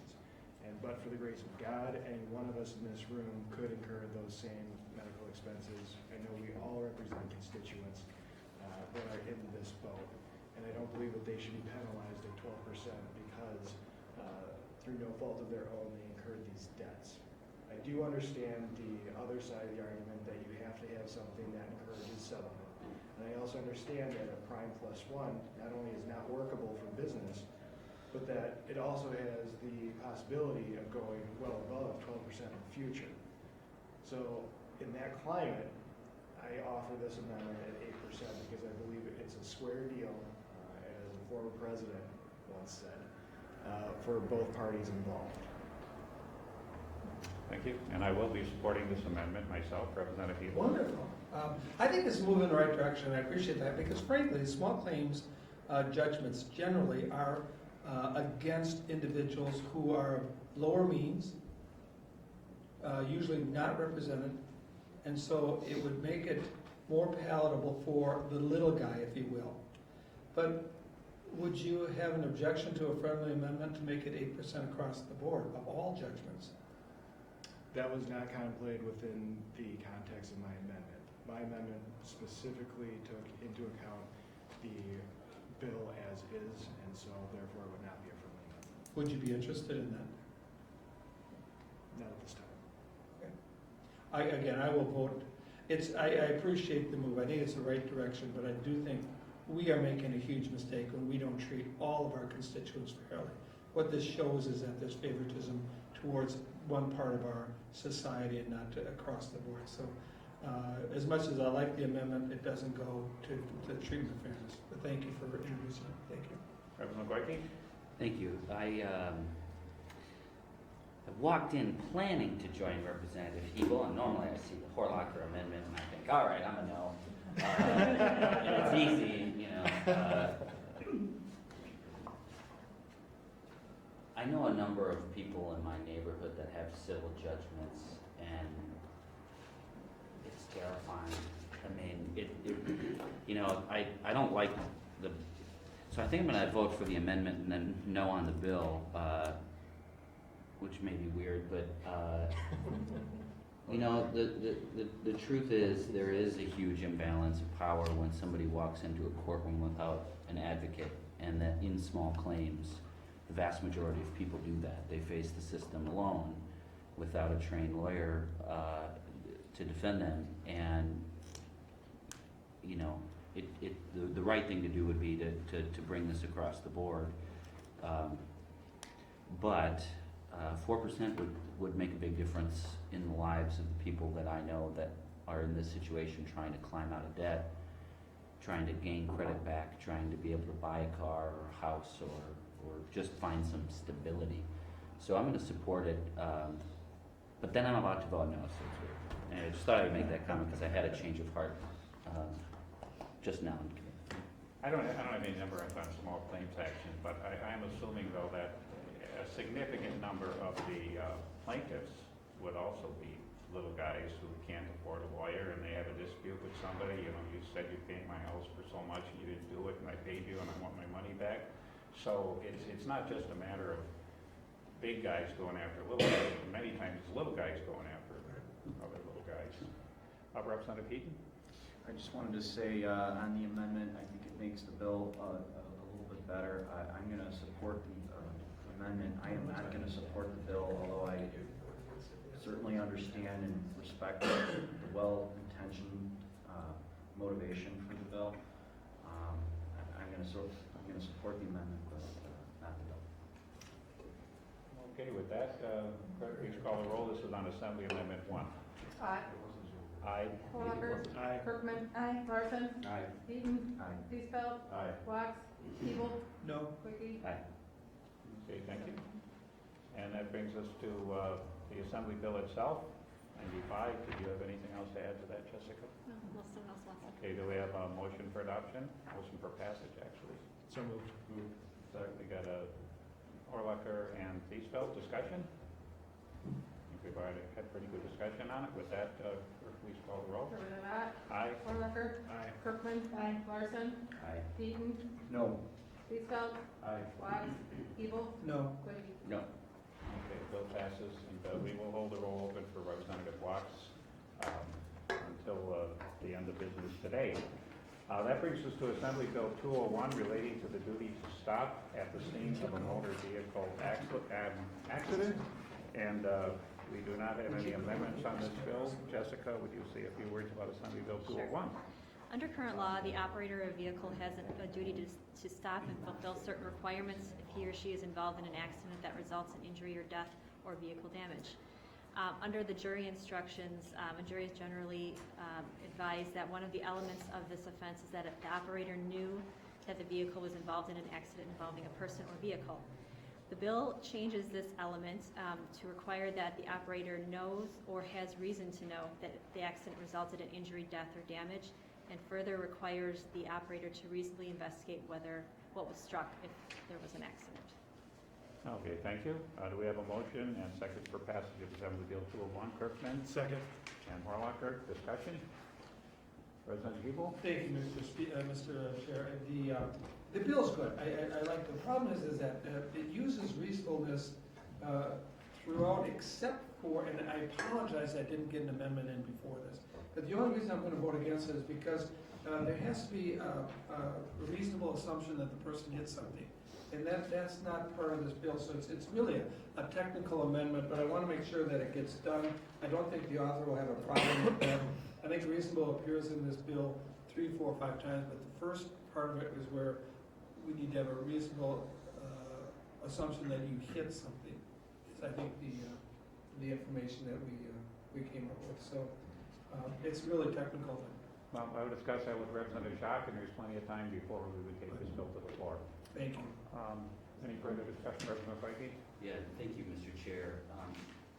We heard very compelling testimony, very emotional, compelling testimony from a couple from Green Bay, sharing their story and the loss of their son and the frustration with the justice system and the inability to prosecute the offender. And this is not the first bill in which we've had these kind of strange outliers come before us and say, well, the prosecutors, we couldn't do this or that because of this technicality or that. I'm just getting tired of cleaning up bad prosecutors.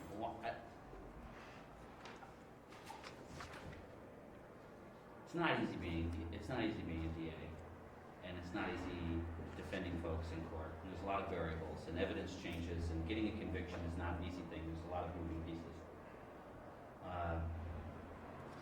But at some point, we can't continue to change criminal laws because somebody may get a criminal conviction on a bad case. They talk about this in law school, that bad facts equal bad law, right? We have this very compelling emotional case that we want to resolve it, we want to bring justice to this family, and we have this bill, and I want a more deliberate and thoughtful approach to exactly how we change our criminal laws, because when we do these little things, I think we do them in very good intentions, and I think Representative Jack has incredibly good intentions with this bill. I think that the family that came to Madison to testify, the justice system let them down. They did not receive justice. The person that murdered their son, that person should be in prison. We're gonna talk in a minute about, and we had a hearing on drunk driving penalties today, and, we need to be more deliberate, and I can't support it simply because we can't clean up every little thing. And this is maybe the fourth or fifth bill that's come before this committee where we have somebody saying, I couldn't get a conviction because of this. Well, give me a break. I mean, I've been in court. I've won and lost trials. Do a better job of presenting. I mean, I'm sorry, but that's, it's not necessarily the appropriate role of this body, and I want to make sure that we do a more deliberate job in our structure and construction of criminal laws in the state. So with that rant, I'm going to vote no on the bill. Thank you. Well, thank you, Representative Quake. The only thing I would say is I hear, unfortunately, cases like what that couple from Green Bay testified to. I hear that happening more commonly than an outlier, whereas in many times it's a drunk driver. They'll hit somebody along, but they know damn well they hit a person, but they drive away, and their defense is, I didn't know I hit something. I thought I went over a bump in the road. And you know when you hit somebody, even if you're drunk, you know you hit somebody, and you have a duty to stop and see what you hit. And I hear this defense used way too frequently. I didn't know I hit a person until I kept on driving. And then you find the damage on the car later on when the perpetrator is finally caught. Of course, they can't be prosecuted for necessarily leaving the scene of the accident because their defense is, I didn't know I had an accident. You can't prosecute them for drunk driving because by the time they take their car in to be repaired and somebody reports it, obviously they're not drunk anymore. So I do think this is an important bill to deal with the issue because we saw the impact in this case, in one particular case, but I think it happens more frequently than we may think. Any further comments, questions? Representative? Is this on the actual vote, or is this on, there's no? This is on the voting on the bill, right? I guess I would just say, I'm gonna support this bill. I just had one, I guess it would just be a comment. I don't know if I go to the level of concern, and hopefully the authors can take a look at it. It's section 3. A prosecutor is not required to allege or prove that an operator knew that he or she collided with a person or vehicle driven or attended by a person in a prosecution under this section. So I understand if you read the basic language before it, it's basically, if you knew or should have known, then you have to stop. But this section 3 only expressly states a prosecutor is not required to allege or prove that an operator knew. And I'm not quite sure I understand the need for that, given the rest of the text of the bill. But I don't know if anyone here would care to comment on it. It's not going to keep me from voting for the bill. It's just a question. I guess the only comment I would make is that the way I read the language in the first provision of the bill is that the prosecutor would have to either prove that the operator knew or had reason to know that the accident resulted in injury or death.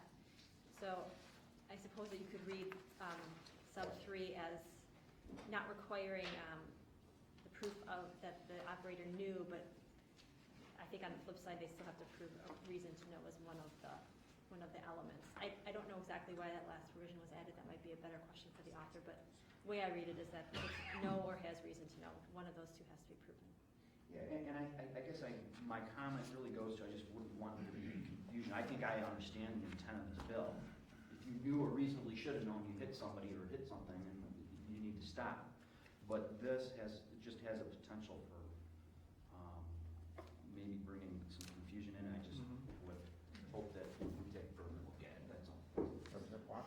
Yeah, that's kind of, I think for today's purposes, I'm going to vote no on this bill, but not because I think this bill is a bad idea. I'm only for technical reasons. I think if we take a look at line 1 of the bill on page 2, I mean, the operator of a vehicle involved in an accident, I think that needs to be, modified, and I don't have my actual language yet. I'm just thinking this through as we sit here, but I think that needs to be modified slightly to the operator of a vehicle involved in an accident who knew or reasonably should have known that he was in an accident. So, I mean, if a plastic sack is going across the street, you hit that, is that an accident? Is that a reasonable perception of an accident? So, because I mean, that happens all the time when I'm driving from here to Eau Claire, and there's trash blowing across the highway. When is it that you are triggered to go and investigate whether you had an accident? I think there has to be a reasonableness standard incorporated into that aspect, and the reasonableness standard is, and maybe somebody's already said all this, I was out at the Senate, but, and I apologize for saying it again, but, you know, we have the reasonable standard incorporated in the investigation aspect, that's line 2, shall reasonably investigate, but the only hitch I see is we need to amend this to incorporate a reasonable standard into whether it was an accident. I mean, what, if you hit what you thought was a trash can like the other day, well, that's clearly an accident. Remember the guy, their son was tragically killed, he was hit in a wheelchair, and the guy tried to say that it was, you know, it was a trash can. Well, that's clearly reasonable. It would be a reasonable perception of anyone if you hit a trash can, that you gotta get out and take a look and see what's going on. I think clearly, but I mean, where does that line get drawn? And I think there needs to be a reasonable standard on that, and I'm fixing to do an amendment on that. Well, and talk to Andre Jacob about that. I will do that. You know, I guess one thing the thing that I see in these cases when these come up is generally the car has significant damage, or the truck, it has damage to the front of it. And I think if you hit something to the point that it damages your car, you probably know. I can't see you hitting somebody in the road and killing them or seriously injuring them and not having some kind of serious damage, particularly today's cars. I mean, you don't really take that much to make damage to the front. You know, I thought about that, Jim. I'm Representative Ott, and you know, there are breakaway mirrors on the sides of cars, and there used to be litigation prior to those breakaway mirrors. You know, you could hit somebody with your rear view mirror that's been a buckle and leave no damage at all. It's gonna make a heck of a sound while you do it, but you know, that needs to be investigated when you hear, you know, and that's the kind of, a reasonable person needs to get out and see what in the world did I hit? Was it a mailbox or a kid delivering newspapers?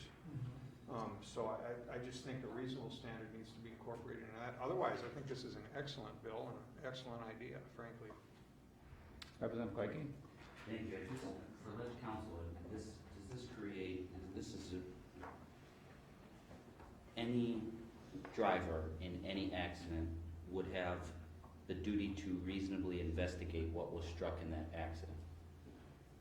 Now, there's other, you know, the criminal liability comes from fleeing the scene if somebody is injured or there's reason to believe that somebody is injured. But does this, you know, I'm looking at the first sentence of section 1 of this bill. The operator of a vehicle involved in an accident shall reasonably investigate what was struck. And if, but is that a change from current law? Well, current law requires that if the operator of a vehicle is involved in an accident resulting in injury or death, then the operator has certain duties that he or she must comply with. So the bill does add the requirement that the operator of any vehicle involved in an accident reasonably investigate what was struck. So that appears to be a new requirement in the language. And does that include personal property? Well, the provision applies to injury or death of a person or damage to a vehicle that is driven or attended by a person. So you would investigate what was struck, and then if you knew or had reason to know that the accident resulted in that injury or death to a person or damage to a vehicle, then you would comply with the requirements listed in the statute. So if somebody hit a trash can, flew into the road, and they hear this big crash, they would have a duty to stop and go see what they hit. And if it was a trash can, they'd probably pick it up and push it on the side of the road and continue driving. But if they hit something and they heard a big crash and they got out and they saw it was a person that they hit, they can't just drive away and then later on claim, I didn't know what I hit. You have a duty to stop and to investigate what you hit. But it doesn't necessarily mean that you gotta call the police because you hit a trash can or you hit a paper bag or something else, right? That's correct. I don't think that the provisions of this statute would apply to hitting a trash can. Representative Kirkman? And I just wanna say, last weekend I was driving home from here after our long weekend, and it was getting dusk out, and there was a trash can not in the middle of my lane, but in the middle of the lane, lane on the other side. I stopped, put my flashers on, and moved that garbage can. Not one person stopped. Not one person stopped, and everybody was going 55 past me. I was in my heels and dress coat. So it is amazing to me that people, so again, requiring something like this, I think, is important, because in my case, I was just a garbage can that I was trying to prevent the other lane from actually getting, it was right in the middle of the lane. The next group of cars would have hit it if there was an oncoming, my car going in the lane. So that's the thing that I guess frustrates me, is that we have to pass laws because people aren't following through. And just, there's no common sense anymore. Those other people? Well, to follow up on that, a state trooper will tell you that if you're on the interstate, I wasn't on the interstate, I was on a county road. even on a lot of those are even 7 miles, some prairies now 70 miles an hour.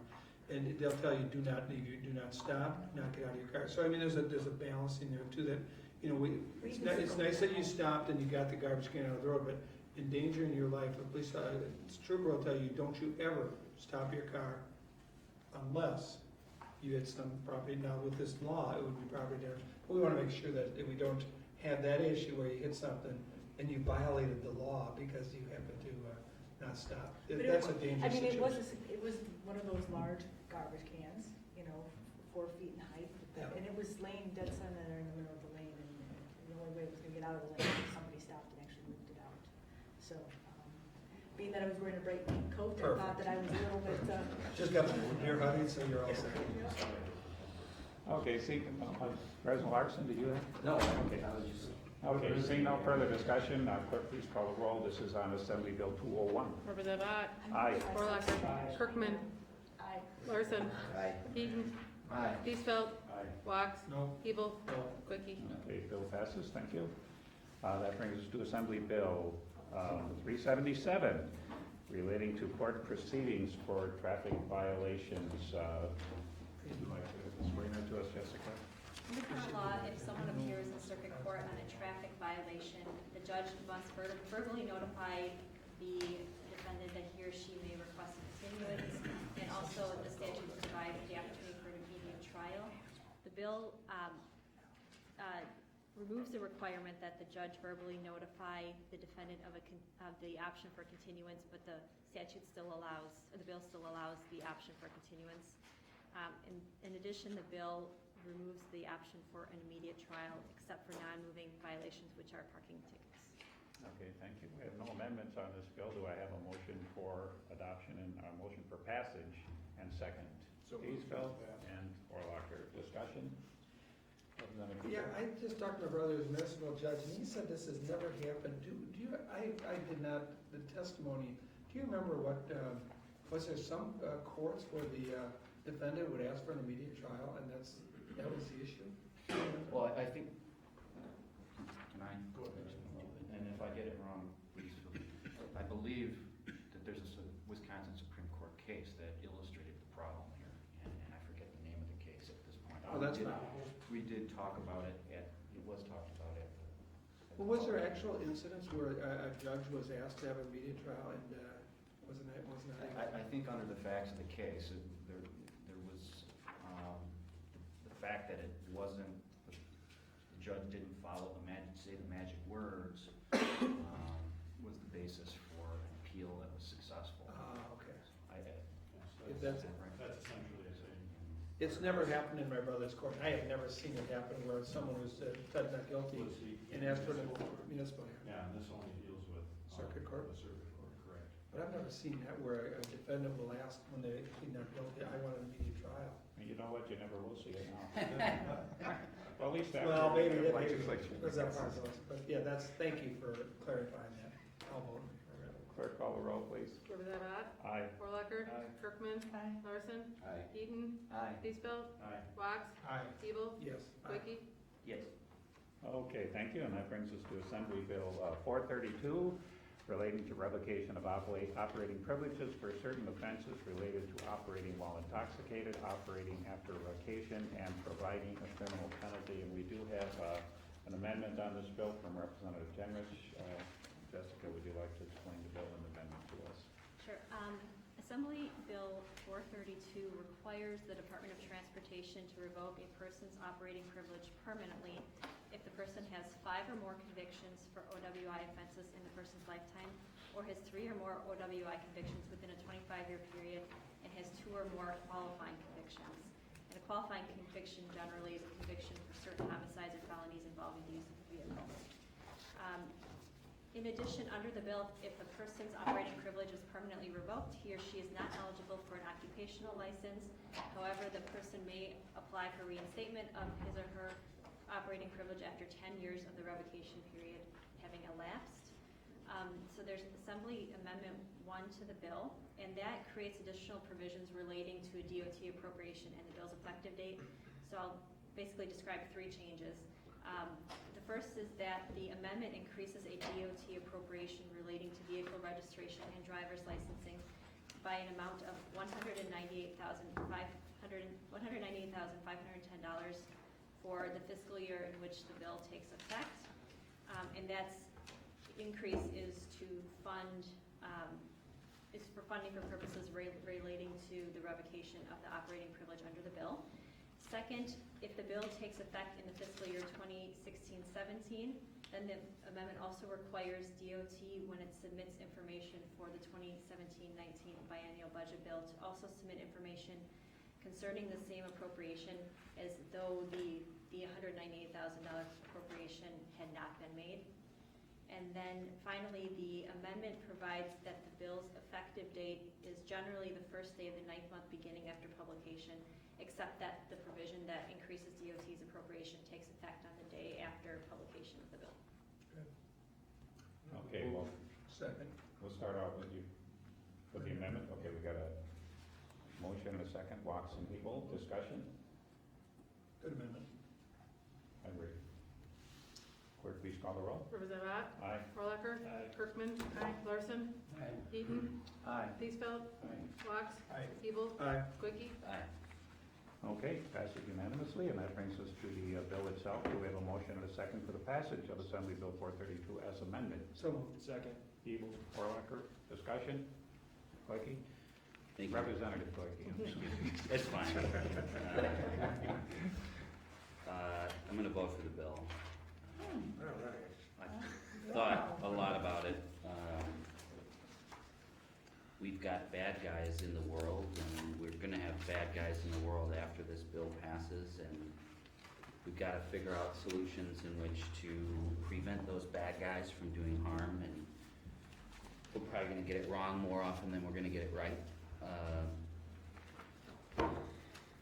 Having been in the criminal justice system,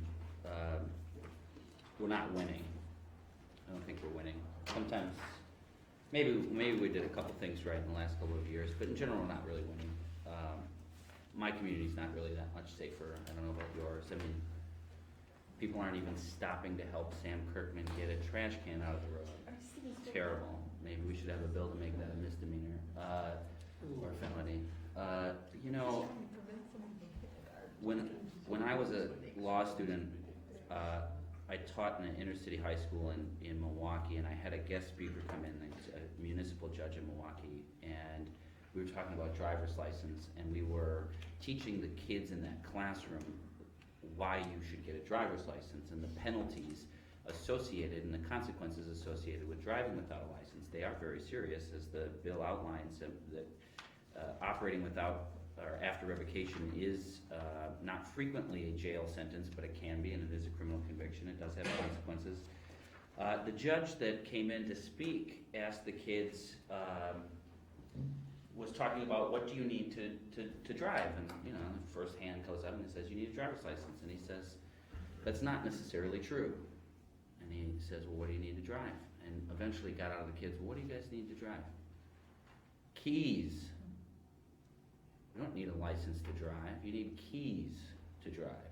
And if people need to get somewhere, whether that's a job or whether that's to go visit their friend, they're gonna drive, they're gonna get in the car and drive, because that's what it takes in this society. And actually in my community, that's less true than in many of the rest of your communities. We've had this discussion on different bills criminalizing or increasing penalties on failure to have insurance. It's actually easier to get around in my neighborhood on a bus,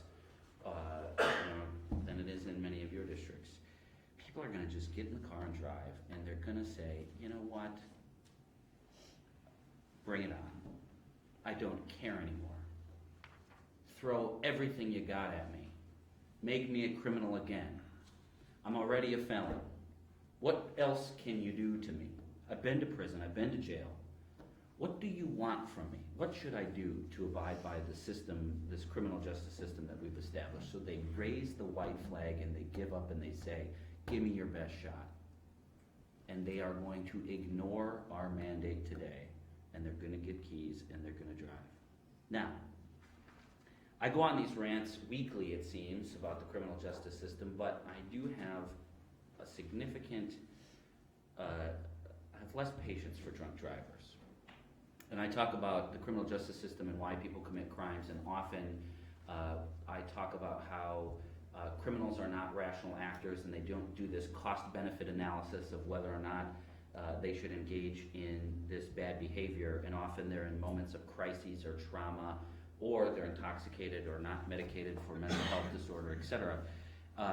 Drunk driving is really one of those interesting crimes in which people really it's very clear, have a very rational choice. If you drink, you should have an option of how you're gonna get home. I'm somebody that, I don't drink a lot, but I don't never drink, right? If I do that, I make sure I've got a sober ride. It's not actually that hard. It's easier, again, in my district than yours. So I don't know if we're gonna solve the problem here, but I do agree, and I have lost my patience with drunk drivers in Wisconsin, and I have tended to side with the chairman and other members of this committee, and in some ways on some of these drunk driving bills, that it is just totally unfair in my mind that a kid in my neighborhood could get sentenced to prison for some kind of property crime or a low-level drug offense, and somebody could kill another person with a drunk behind the wheel and get less prison time for that. So I think I would like to see potentially some changes in which somebody that is truly rehabilitated and sober and clean could potentially get their license back at some point, or maybe have sooner access to an occupational license than 10 years. But with that rant having been said, and my patience having been worn thin with drunk drivers, and having casted no votes on the previous bills, I'm going to vote yes on this. Thank you. And I would say the time that a person should be thinking about their having a chance, maybe is when they get the fourth one, and hopefully their attorney, whether it's a public defender or private attorney, and the judge says, do this again, you lose your license for 10 years. And I'm hoping that warning is given, and I'm hoping that both the attorney and the judge will make that very clear, so that we don't have, after the fifth time, now we've got to figure out a way to get the guy's license back, because he's got to get to work. Any further comments? Oh, I'm sorry, President Fox. Yeah, I was just gonna say, I agree with Representative Goyke in many respects, but this drunk driving has to stop. I mean, we represent people. Right now, I've got a couple of wrongful death cases going, and when you look in the eyes of the families that come walking in, this just gotta stop. One case I have right now, the guy had multiple prior arrests and then killed my client as he was helping a neighbor shovel the driveway. And this is just, I mean, I think, number one, we need to take a look at this globally, this issue, and I think Representative Hebels talked about a study committee. I think a lot of people would talk about study committees on this issue, because I think there's a need for treatment, treatment courts and things of that nature, I think need to be developed robustly. But when you get to the number 5, I mean, at some point, this has just got to stop flat out, and I think this bill addresses that to some extent. So I'm clearly going to support this. See no further discussion. Clerk, please call the roll. We are voting on the adoption of passage of Assembly Bill 432 as amended. Representative Ott. Aye. Orlicker. Aye. Kirkman. Aye. Larson. Aye. Eaton. Aye. Peacefeld. Aye. Fox. Aye. Hebel. Aye. Goyke. Aye. Passes unanimously. Thank you. I wish you all a very Merry Christmas, happy holiday season, blessed New Year, and we're ready to go again on January 7th on this new year. Ditto. Thank you, Jim. You guys gotta switch your seats, because I kept following the order of the voting.